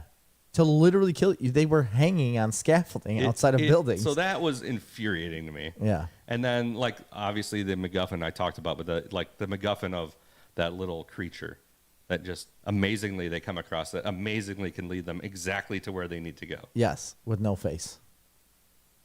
So I didn't like that. there are definite problems here. Yeah, I didn't like that portion at all with the little creature. It is not as bulletproof as some of the other Marvel movies that I put high on the list. However, that being said, given the form and functionality and the acting and the action, I have to put it pretty. I would probably put it pretty high on my list of Marvel movies. I would too. I think I'd put it in the top 10 for sure. Oh, yeah. I'd maybe. I think I would too. I close to 5. Yeah, it's pretty good. I liked all of the action. My biggest downfall of the movie was honestly towards the end with the dragon. The dragon and the magic weapons that. Yeah, I didn't like any of that really because the dragon didn't do much besides fly in circles and then get its butt kicked and then miraculously win because of outside sources. Like they talk about this dragon being the thing. And somebody who that in 10 saved, minutes can become Hawkeye. Yeah, yes, exactly. But being the thing that was like the overarching savior of their world, and then it comes out and it's like not really that great. Yeah. You know, it didn't really do anything. As soon as the bad creature, I don't even remember what it was, that came out of the wall, came out, it's like, well, you're going to lose. Like you can clearly see this dragon was no match for it unless somebody else helped him. Well, I would say that's another thing I liked about this movie is it left so many questions of a larger universe with that being a gateway to another world, right? I did like that, yeah. And this was kind of like the gateway, right? Yeah. And they were protecting it. To be honest, it left a lot of a bigger mythological story that I found very appealing to me to think about. It felt like this movie was more of a startup of the like phase 4 than anything we've seen so far. I do like Loki? movie. Like, I liked Loki. I understand they started the whole timeline thing, but I don't know. Maybe it was because it was a movie. Yeah. Like a full movie that you get to watch in this phase that you know is tied into everything because you get to see the Doctor Strange. What's that guy's name? In Doctor Strange, the extra guy that jumps through the portals. I love that. Wong, yeah. I love that he's jumping back and forth and you get to see him and he's involved with it. And that's what ties it into the rest of the Marvel universe right there. I love that portion of it. And it made me feel like, okay, now we're really getting into like the meat and potatoes of what phase 4 is going to be, even though it was a standalone story. Yeah. But I still felt like, okay, we're getting into what's coming. Yeah, I agree. It really gave me that sense that I think Ant-Man was one of the main ones that gave me where it's like, oh, this is inside and outside at the same time. Yeah, it feels like an Ant-Man type movie. Yeah. It does. I think it's great. I can't highly recommend it enough. Go see it in the theater for sure. I don't know how it would play at home. Not as well. It won't be as well. The action's pretty big. The acting is great. It was a breath of fresh air, seeing something a little bit different. And honestly, like I really enjoyed seeing all these like Asian actors get a chance to showcase. It held. I didn't know what kind of expectation I had for this movie. I was excited for it because it was a martial arts type film that we've never seen in the Marvel universe. So that is what I was excited for. I just didn't know what to expect from the film. And then once we actually watched it, I was not disappointed. Yeah. I really wasn't. There are, like you said, glaring issues. But at the end of the day, very, very fun watch. The boys loved it. and I like it a lot too. Yeah. So check that out for sure. I have a bunch more. Go for it. Have you finished Ted Lasso? Do you want to talk about Ted Lasso? I finished it. Okay. Yeah. You want to talk about that? Let's go. All right. Ted Lasso season 2 completed. It's done, right? It's over. Okay. Episode 11. I think it had 11 or 12 It was episodes. 12, I 12. think. Yeah. Refresh me on the last episode then. Oh, yes. Okay. It's definitely the last episode. Yeah. I loved the last episode, even though I don't really understand the storyline. I mean, I understand why they're doing the little storyline thing between Ted and Nate, although it doesn't necessarily make sense contextually. Yes. I want to bring that up Yeah. right off the bat. So There's no reason for it. there isn't. Okay, little backstory. So Ted comes into this team. He builds up the team. He brings Nate in right away. Is like, you're going to be It's a one of bigger the best guy. moments of the Yeah. first season. Like, you're not just like the water boy and the towel guy anymore. You have actual ideas and like you have worth. And he shows him that he has worth, and he brings him up in the organization, and he does things. And Nate, in the first season, especially in the beginning of the second, starts to feel like he has worth. Within the second season, he gains more and more, and he gets a little bit cocky. Right? Arrogant, Yeah, arrogant because he starts to get petty and jealous. But I don't understand where that comes from. I get it because ultimately and underlyingly, this second season of this show is about mental health. It is 100%. And they've dove deep into that in a way that I think nothing else has kind of approached that subject. It's wonderful. It's great. And I think that this is just another part of that. I don't think a lot of times when they deal with mental health and stuff, it's like overarching where nothing else matters and it's too involved. Yeah. But they spatter it throughout the whole episode or through the whole season in a way that is done, I think, like real. Yeah. Like it feels like a real mental health issue And it's throughout not one issue. Like No, they explore many different issues. Yeah, with every multiple character. people. Yeah. And I love that. What I didn't understand is it was in the last episode where Nate blows his top to Ted about being forgotten about and not paid attention to, and nobody cares about him and nobody respects him. That is 100% opposite of what I saw happen. Right. Like, I don't feel like that's the way he was treated. He did everything that he needed to do, and I feel like Ted did everything he needed to do to get this kid or this guy to where he was at. And then one news article comes out about Ted having a mental breakdown, and all of a sudden Nate's like, well, I'm forgotten about now. Yeah. No, this isn't. I don't know. I didn't get it. Well, I didn't like it.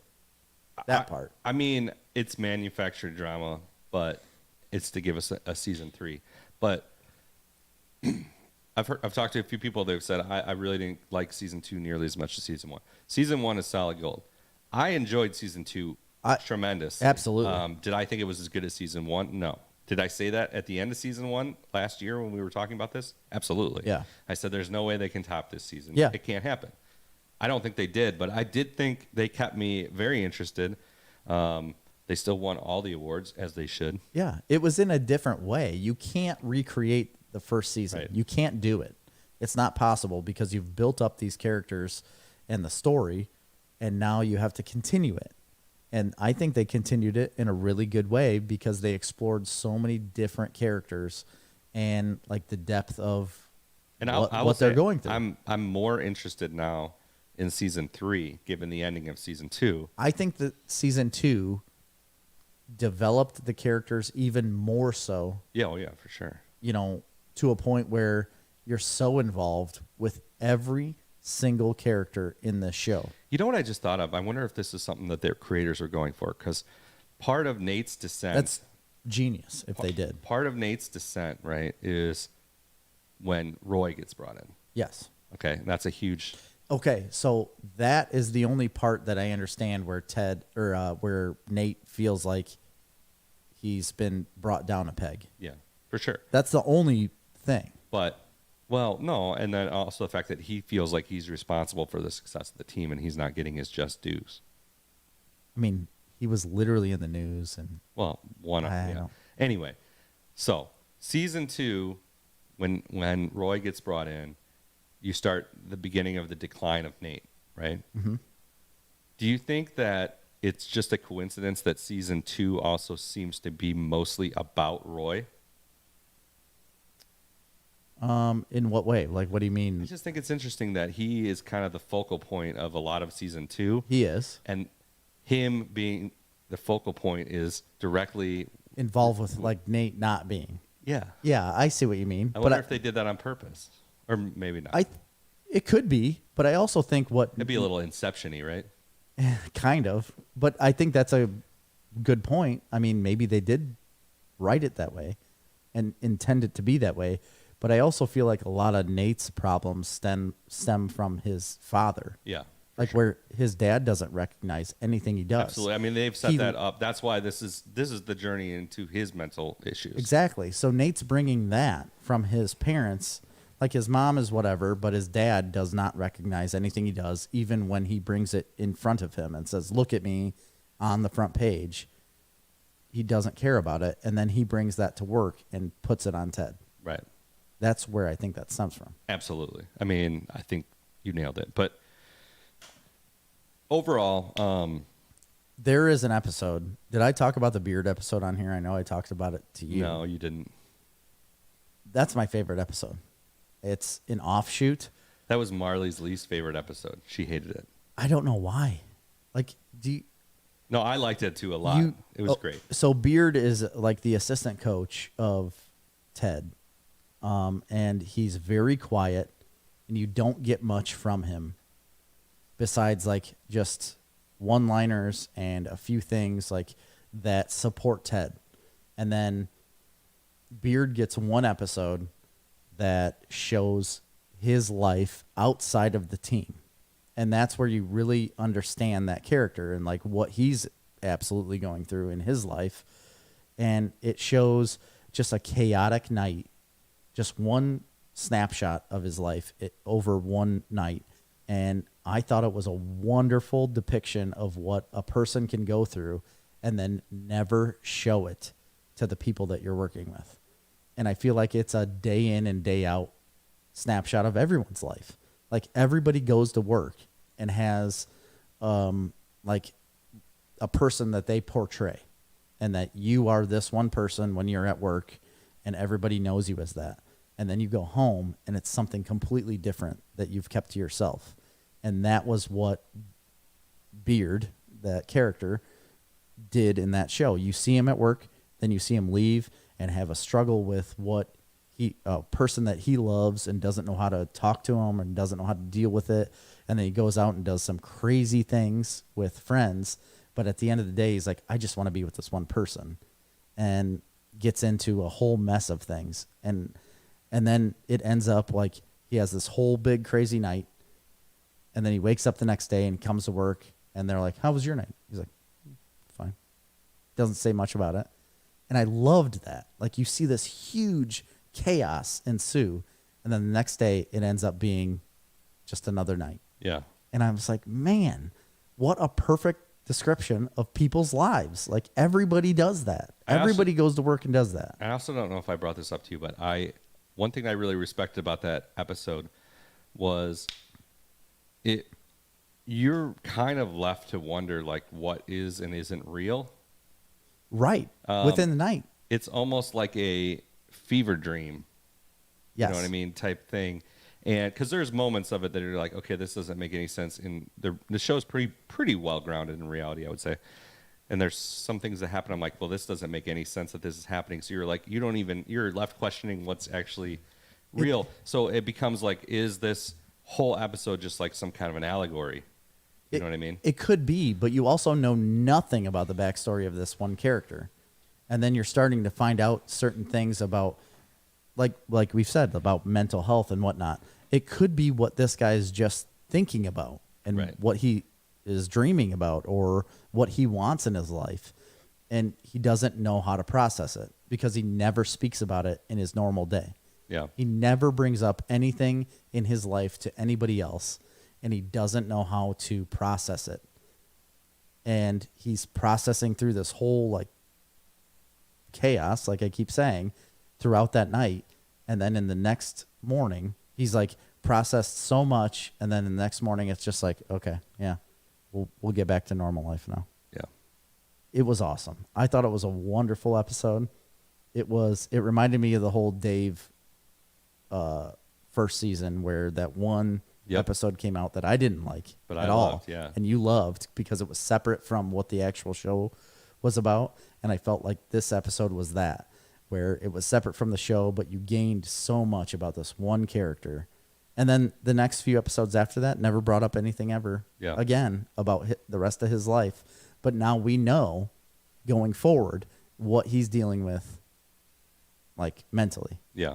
And you won't see it again, probably. Maybe you will see some parts of it, but you just gain so much more. I gained so much more, like, I want to say respect, even though it wasn't anything that you could respect. It was just random things that happened to him in one night. But you gain more respect for him because he has dealt with a lot of things that you don't know about. Yeah. And it's not at the forefront because he knows Ted is the guy that's in charge. I can't be the guy everyone looks at. I'm the assistant coach. I don't want to be the guy everyone looks at. Right. And he knows his role. It's just really cool. Yeah, I thought it was great. Season 2, I would say for me, was not quite as good as season 1, but didn't lose its luster for me. So I still highly recommend this show, checking it out.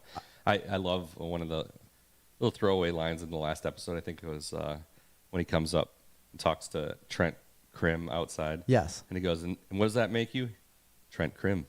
Independent. Yes, absolutely. Love that. There's so many of that throughout the season. But yeah, Trent Krim, he's the one who tried to take down Ted, I guess, a little bit with the help of other people. It was the news. He was doing the news. He was reporting stuff. I love it. They have a great moment in the last episode where basically he's encouraged to just like own his problems. Yeah. And he sits down at the press conference, and it's just I was like, I want to use this to have a conversation about mental health in sports. Yeah. It was a good touch. It was amazing. It's a great show. And it's on point for the way Ted is. Yeah. He's been that way the entire show, but he was very private about himself. And then finally he realized, I can't escape this. And everybody's looking at me now. And I have to put this on Front Street and say, yeah, this is who I am. This is what I deal with. Everybody deals with this. So let's get normal about it. Like, let's make it normal. Right. This is the way I am. You are too. I thought it was great. Definitely highly recommend. If you don't have Apple, it's worth getting. Apple TV Plus, whatever they call it. It is. It's worth getting for this show, but there's other things on there that are pretty damn good as well. So I think it's got a pretty strong start so far. Yeah, absolutely. You want to do one, or I got more? I've got one that you probably haven't seen. Okay. It's a big movie called Venom 2, Let There Be Carnage. You saw it? I did. Well, yeah, I can't talk about it yet. The same day that you went and saw Shang-Chi, I went and saw Venom with the boys. They loved it. I don't want to hear anything. I don't want your take. I don't want any of it. All I will say is I think it's too short. It's too short. Way too short. It's like it's less than an hour and a half. Really? Yeah. It's like 86 minutes. Okay. Way too short of a movie. I don't even want your take because I want to go see it. So. Okay. I mean, you'll like it. We'll review it. It won't be this coming week. It'll be a couple weeks before I get to see it. Yeah. Maybe even longer if we go see Dune. Oh, yeah. Definitely. We'll talk about that one later. You got anything else? I have one small show that I watched just last night. It's a documentary like movie. It's like an hour and 20 minutes. It's called Count Me In.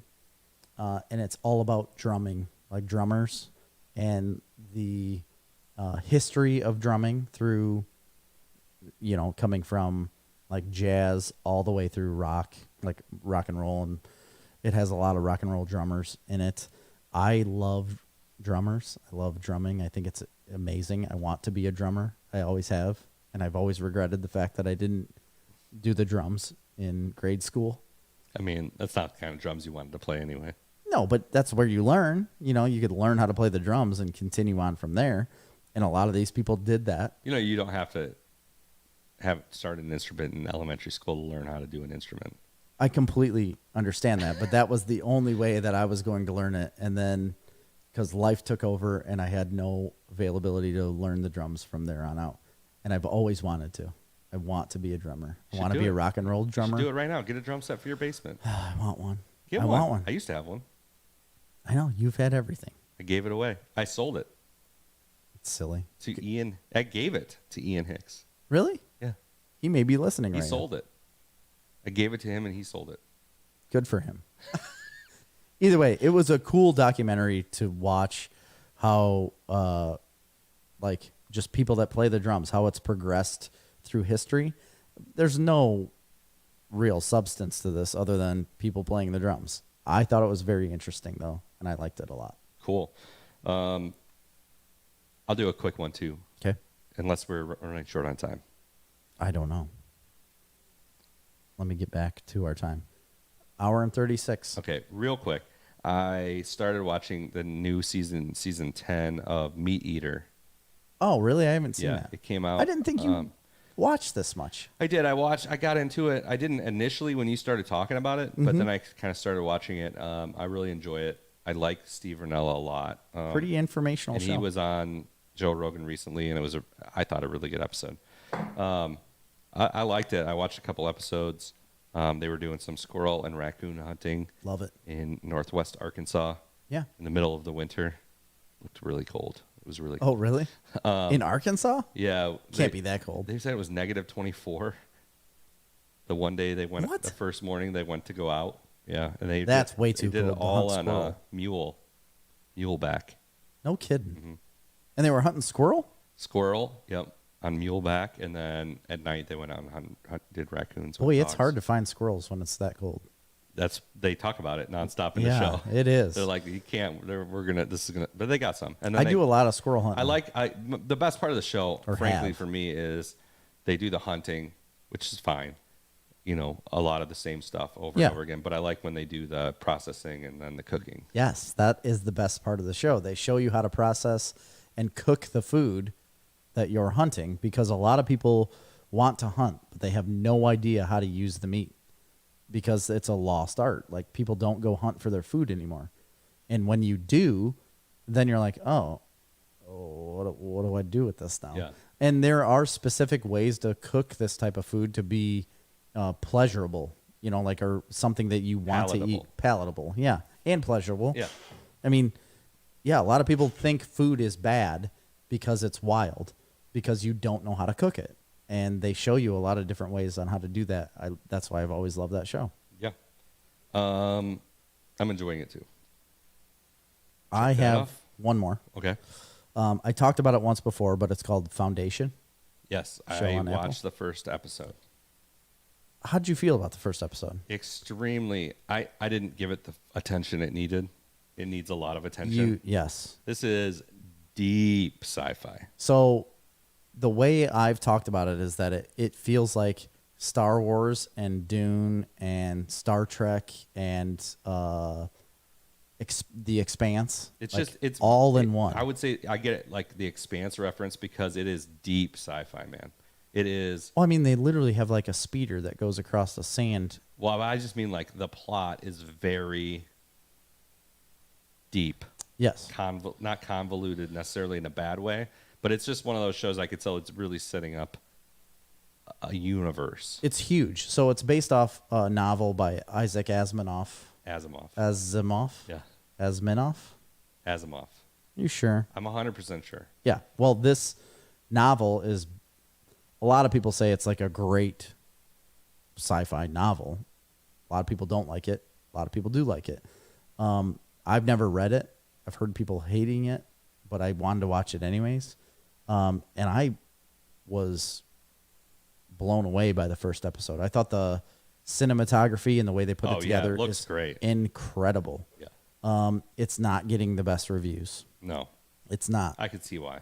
I've seen every episode now. You're going to have to really get into it, I think, to get it. Yeah. I've seen every episode. I think there's 4. Is it done, or is 3 it or week 4. to week? No, it's week to week. Oh, okay. So that's why I think it's only 3 or 4 episodes in. I think I've seen 4. And it gets a little heavy on government type stuff, like, and different factions of people. That's not off-putting to me, though. I know that can get a little boring, but you're waiting for the buildup of what's coming between all of these factions of people. And Yeah, I mean, if we've learned anything through streaming shows, it's that you have to give you got to put the time 4 in. episodes, at Yeah. least 4 episodes usually. I like the character development so far of the main characters that we know of. There are people that I don't like, but I think they're written that way. Like, you are supposed to not like these certain people. And I don't know. I'm enjoying it. I think it's going to be a pretty good show. Like I said, it doesn't have the greatest reviews, but it's something that is interesting to me. Nice. Like I'm going to catch up with it because there's not a lot of shows I'm watching right now. I'm having a hard time finding anything I want to watch. I'm in the same boat. And that's been going on for a couple of months. Yeah, that's the only reason why I was like, okay, well, maybe I'll try this show. And I had thought it was a show that had been on for a while, and there was only 2 episodes out. So I watched those first 2 episodes right away, and then I didn't pick it back up until just this last week and watched the other 2 episodes. And I don't know. Like I said, I'm going to put the time in. I think it's worth it. I'll definitely watch this whole first season and then go from there. But I think it's something that's worth watching if you want to be involved in a show. Yeah. Because like I said, you have to pay attention to this show. It's like any of these more in-depth sci-fi things that you're going to get enveloped in it. It's building this world. Things like Stargate, Farscape, Yes. Doctor Who. Like, you got to get wrapped in. To be honest, I think 3 years from now, people are going to be like, man, this is a show you need to get into because there's so much content that you can watch. Expanse is another one like that. It is so in-depth. Yeah. That it is not for a casual watcher. No, but people are talking about it now because of Because it's great, yeah. and there's so many episodes that you can then watch all in a row. People don't want to wait for things anymore. And when you're But this building, is on a production level scale that is far beyond Expanse. This Absolutely. is very similar in production scale, I feel like, to the new Star Trek show. yes, So it's huge. It's very good. man, I got 3 more big ones. I don't know if we're gonna have time for all of them. I'll bring up one. Have you started or are you caught up to Why the Last Man? I haven't even started. Then we can't talk about it yet. Why? You waited for this show for years. I know, but I didn't have Hulu, and then I changed my my Verizon plan, and I've been waiting for the new billing cycle, so I get it for free, which just started on the 10th. So now I can go watch it for free. Seriously? It's $4 a month. No, I know. I'm just saying, like, you literally told me, you're like, get it on Verizon. You get it for free. Okay. So that's what I did, and I've been waiting for the billing cycle to start, and now I can watch it all. I can't wait to talk about it. And I don't know how much I want to say. You can say whatever you want. I don't care. I'm still going to watch it. I know what Why the Last Man is. You don't know Why the Last Man the show is, because it's not Why the Last Man the comic. Well, that's kind of disappointing then. I mean, I'll say I this. want to know how you feel about it. It's been so long since I've read the comic all the way through. Right. That I don't know beat for beat if they're following the storyline exactly. I can't really remember, especially that I'll early remember. on in the series. It's ingrained in my heart. There's lots of things that are similar. There is things that are completely not. There's Well, you new have to- characters. There's all kinds of things going on. There is, to me, the big miss. I'm not saying I'm not enjoying the show. I am. I'm enjoying the show. Yeah. And as it goes on more, the more and more interested I'm getting into it.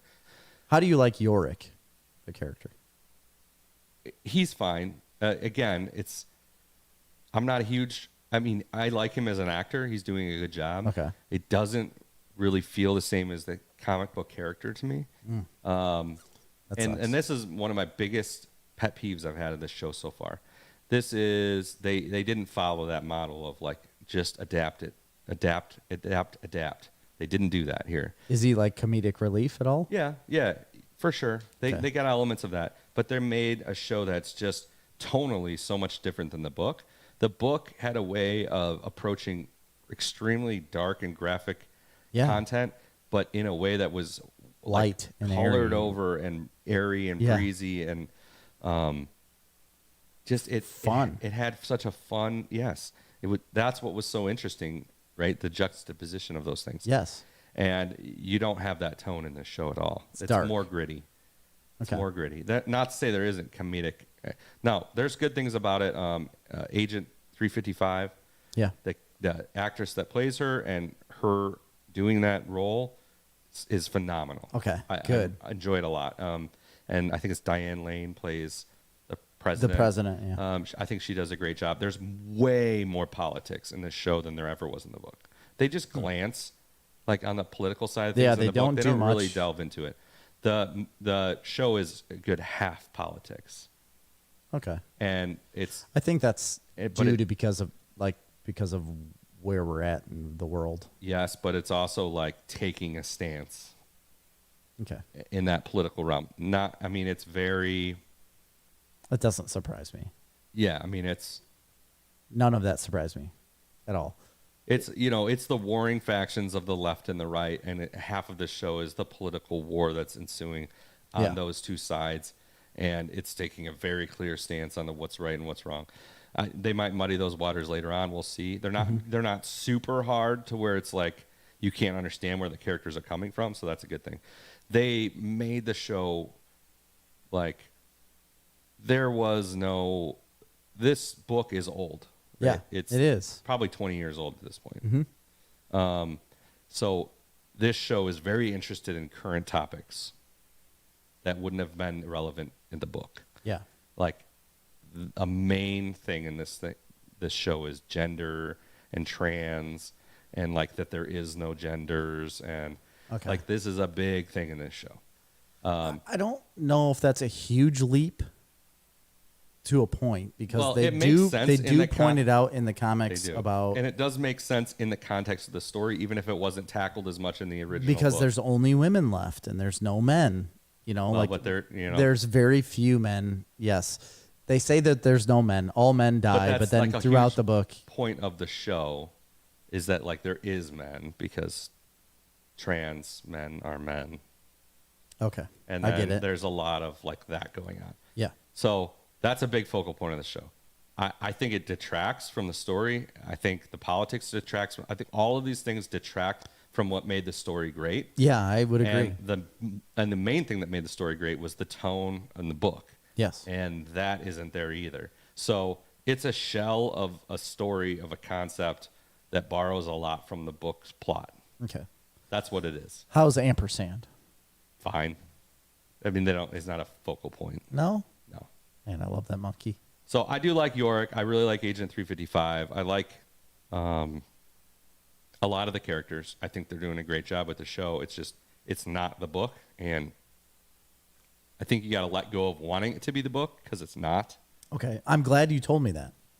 Because if I went into the show like I was going to, thinking that it was everything that I wanted from the book, Well, the story I would be disappointed. is very similar. Well, it has to be. The plot is very similar, but it's not. It's just not exactly. It's not like No, I'm- Sweet Tooth or one of these that are like so. Or No, I know. what Sandman looks like it's going to be identical. Yes.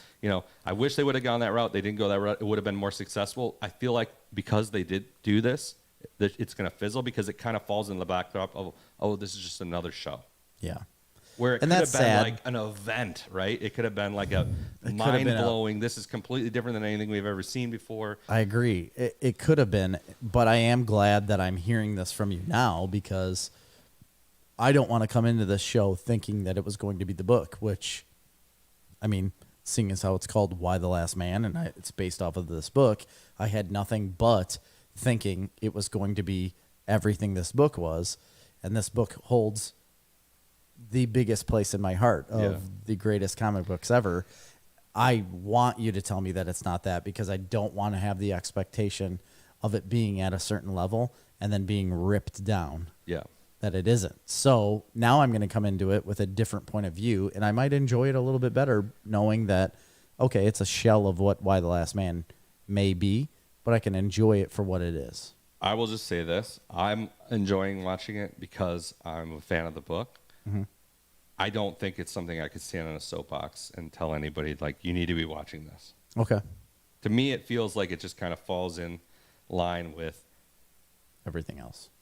to a certain extent. You know Yeah. what I mean? I'm not saying it's not good. It's enjoyable. I'm enjoying it. Yeah. But I'm not standing, with a bullhorn Okay. shouting its praises. What's your next thing? We got 10 minutes. Okay. I'm just not even going to talk of Many Saints of Newark because I'm sure you haven't seen it yet. What was it? The Many Saints of Newark. No, I wanted to see that. I saw that you watched it, but Yeah, okay. I won't talk about it then. I haven't seen it. But you haven't seen the rest of Sopranos. No, but you don't need to see this movie. Okay. It's a prequel. I knew it was. I'm sure there's stuff you pick up on, and it's hard to wrap your head around all the characters if you haven't seen Sopranos because the family names and stuff. Yeah. So you would pick up on way more being a Sopranos fan, but you don't need it to watch this movie. It's a standalone story for the most part. Okay. It is. I thought it was a show. I'll say that. No, it's a movie. I didn't realize it was a movie when I started watching. Yeah. I said, I told Marley, I'm like, let's watch The Sopranos. So we started watching the first episode of The Sopranos. I'm like, wait, stop. There's a new Sopranos prequel. Let's watch that. Yeah. And so I popped it on, and I'm like, an hour and 20 minutes, and I'm like, geez, I don't think this is going to work. Because you thought it was one episode? I thought it was one episode. And then I looked at it, I'm like, 2 hours. I'm like, where are the other? Oh, there is no other episodes. This is a movie. Yeah. Yeah. So you need to watch it. Yeah. Oh, I'm going to. I definitely, I would say I enjoyed it. I probably would have enjoyed it more if I saw The Sopranos. It's slow. Oh, I'm sure. It's very slow. It's a slow burn. Yeah. But that doesn't mean it's bad. No. Yeah, I don't see how it couldn't be slow. It's a slow burn, but it builds. And Okay. the characters are great. I mean, there's obviously. Oh, I know the characters are great. All right. So one more real quick. I won't talk about it too much, but Jon Stewart has a new show on Apple TV. Have you seen that? No. Jon I didn't Stewart even know has he had a new one. show. It's I have seen some trailers where he's like, I'm back and I have a show again. it's like one episode a month, I think is what it's doing, and each show is a deep dive into a particular topic. The first He's good at that. and it's Jon Stewart at his best. Yeah. Right? This isn't really a comedy show. This is more like a documentary show with And this is what he's been doing. with like a comedy. He does it in the format of the Daily Show, but it's used to like bring in one topic that is then basically a documentary, and then at the end he'll have a panel of people to discuss with, but not necessarily 100% in a comedic way. Right. So they're all on big issues. The first one is because he's mostly known for the first responders, Yes, cancer absolutely. stuff. Well, his new thing is the veterans and the burn pit stuff. Yep. Which So- I'm on the Burn Pit registry. Yeah, so this is a deep dive into that, and I mean you need to watch it, obviously. Yeah, I do. I'm on the registry, literally. And so part of that, like being on the Burn Pit registry and like what it has affected with people, as soon as I got back from my deployment, I went and had sinus surgery because I could not breathe Yeah. through any of my face. And literally I get back in 2007, like cusping on 08, and then by 2010 I have sinus surgery because I could not breathe Yeah. at all. And yeah, it's a big deal. Well, this is a very well done show on a topic that nobody knows anything or very little about, and it definitely makes you understand the gravity of it. But Do they talk about Balad, Iraq at all, or Camp Anaconda? not specifically yet that I remember. Okay. Just Because they're not super long episodes. I think it was maybe an hour, maybe half hour. I don't remember. But the big moment in the show is he gets a sit down interview with whoever's in the cabinet that runs Veterans Affairs. Okay. It's the Secretary of, not Defense, but something. Yeah. Veterans Affairs, Veteran maybe? Affairs, I think. He gets a sit down interview because I mean I think he's pretty high profile. Yeah. With the Secretary, and he does not Hold back. pull back. He pulls punches. And this guy Good. is completely obliterated, thrown off guard. And it's an interview worth seeing. It's uncomfortable. Yeah. It's uncomfortable. It's full bureaucracy, government bullshit on display right in front of your eyes. Wow. And it's so Infuriating. sad and infuriating. Yeah, I'm sure it is. And to him, on screen, talking to this guy. He does not have any candor. Wow. He's like, I don't want to hear this bullshit. And he'll just keep repeating the same thing over and over and over again.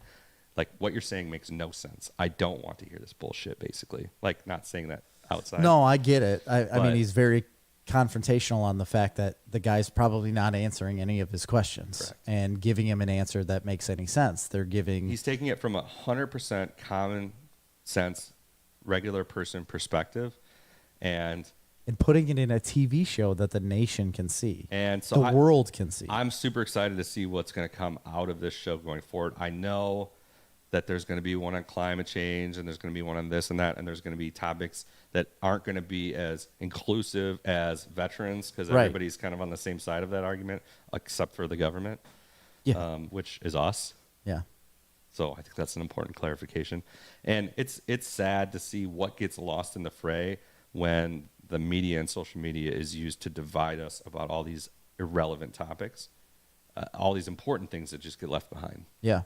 So I thought it's funny that they talk about the burn pit stuff. I knew he was involved with it, and I literally just got a letter in the mail. No, that's the full topic of the entire show. Yeah. I literally just got a letter in the mail about maybe a month ago. It could have been maybe 2 months ago, but it was about like the fight against this and how it is like we need to be like more involved, and it's coming to the forefront of people's they finally allowed 2 diseases now.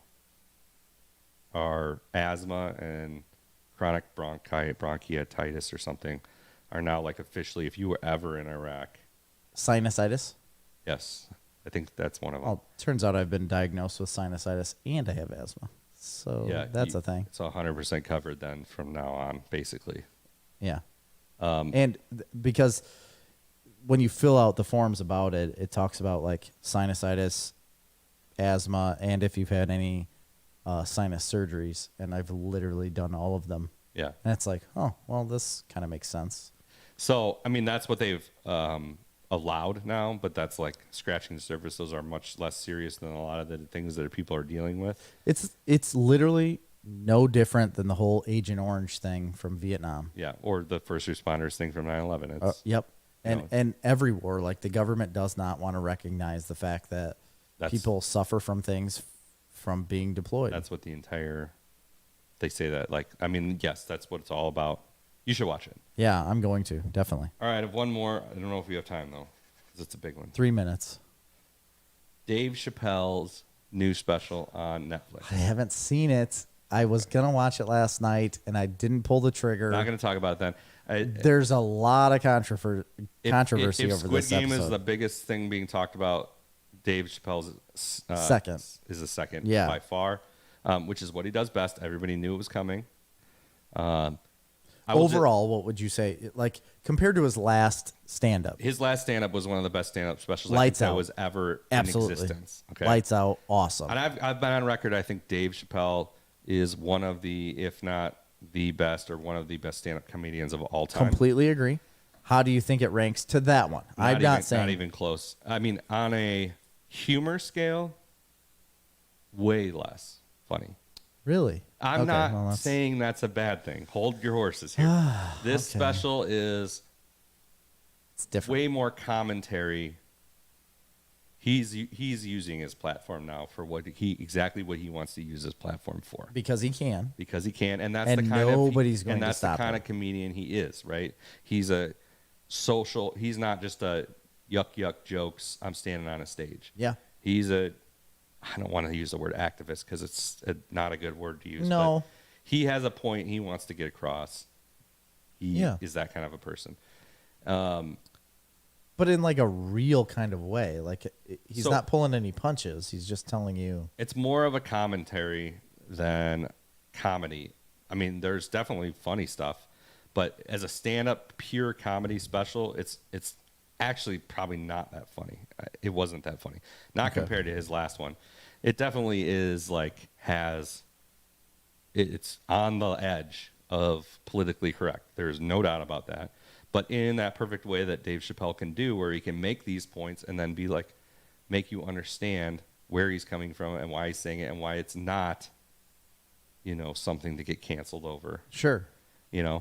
and it's just, And I love that. It's the perfect example of like, I'm pushing the envelope. I'm saying the things everybody wants to hear, and Yeah. I'm giving my reasons behind them, and everybody's going to attack you that hasn't seen it, and everybody's going to take it out of context, and that's what's happening. Sure. Absolutely. Yeah.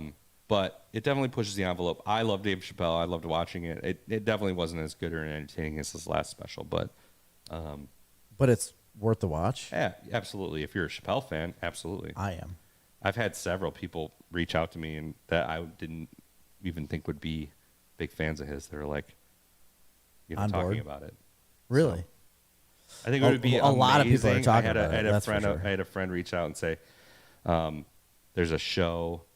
It's Joe Rogan, Dave Chappelle, because they're on the road together. Yeah, now. 2 weeks from now, end of October. It's like we should go to this. It's in New Orleans. We should go to this. See this." I'm like, if we weren't so busy, we need to be know. going to this. So it would be great. They won't come to Illinois with our COVID rules. So No, they won't. but it would be a great show to watch because I do like. Again, Joe Rogan is the same type of comedian, right? Where he's not turned into it. necessarily super laugh out loud funny all the time, but he's always trying to make relevant points and commentary that makes you think That about make you things. think, yes. Absolutely. They both do that, but I think Dave Chappelle is on another level. Oh, I think he is on a top 5 greats. I completely agree. Especially after he came back from his show and the whole hiatus he had. When he came back from that, he was at a whole different level than he had ever been He before. talks about it in this special, and then he talks about this is his last special for a while. Yeah, I heard that. He's completed his deal with Netflix, I think is what he meant by that. Right. Which was massive money, like hundreds and hundreds and hundreds of And millions he of doesn't dollars. need to do anything anymore. He really I don't doesn't. think he cannot do stand-up. I just think he maybe meant, This is my last Netflix special. yeah, For a while. until Yeah. they give me another $500 million. Yes. That's amazing. It's incredible that people can get paid that much money to do. But think about it, That. it's just him. No, I know. That's what I mean. It's like, Think how cheap that is really in eyeballs versus a Well, show that's with true. hundreds of people working on it and a millions and $10 million an episode budget for one special hour and a effects. half thing. Yeah, you're right. Or even 10 episodes, 10 hours. You know what I mean? Well, I mean, for an episodic show, it's even more expensive because you have that many people working on each hour-long show. Whereas if you just put out a movie for an hour and a half, you only have X amount of people working on that movie for that one time. Yeah. But for each actual show, if they have 10 episodes, you could have 10 times the amount of people working on it. Yeah. You know what I mean? Like, that's super expensive. So yeah, you're right. Like, just for him to have even 5 specials is probably less money than the one series that they put out for one I think season. it depends. I mean, I think I remember a season of Game of Thrones was $100 million. That's a lot. Yeah, that's a budget of a They had 8 seasons, big, and big movie, right? it had 8 seasons, but it got progressively more and more. Oh, yeah. It might have for been sure. 100 million for the first season. No. At the end, it was 100 million. At the beginning, it was super low Oh, budget. okay. Yeah, it was not high budget show at the beginning. Really? Go back and watch the first season of Game of No, Thrones. you're right. I mean, it didn't have any of the It looks rough. like CGI that it did No. towards the end. Not even close. So anyway, I mean, I don't know what the deal was. I don't think it was 500 million, but it was 100 million anyway for Dave Chappelle. And think about how many people are bringing onto the plat. I mean, that's big content. It's enormous. So I'll have to watch it. watch that. Why the Last Man? Check that out so we can talk about that more. Yeah, I need to. And next week should be back. Hopefully, if it.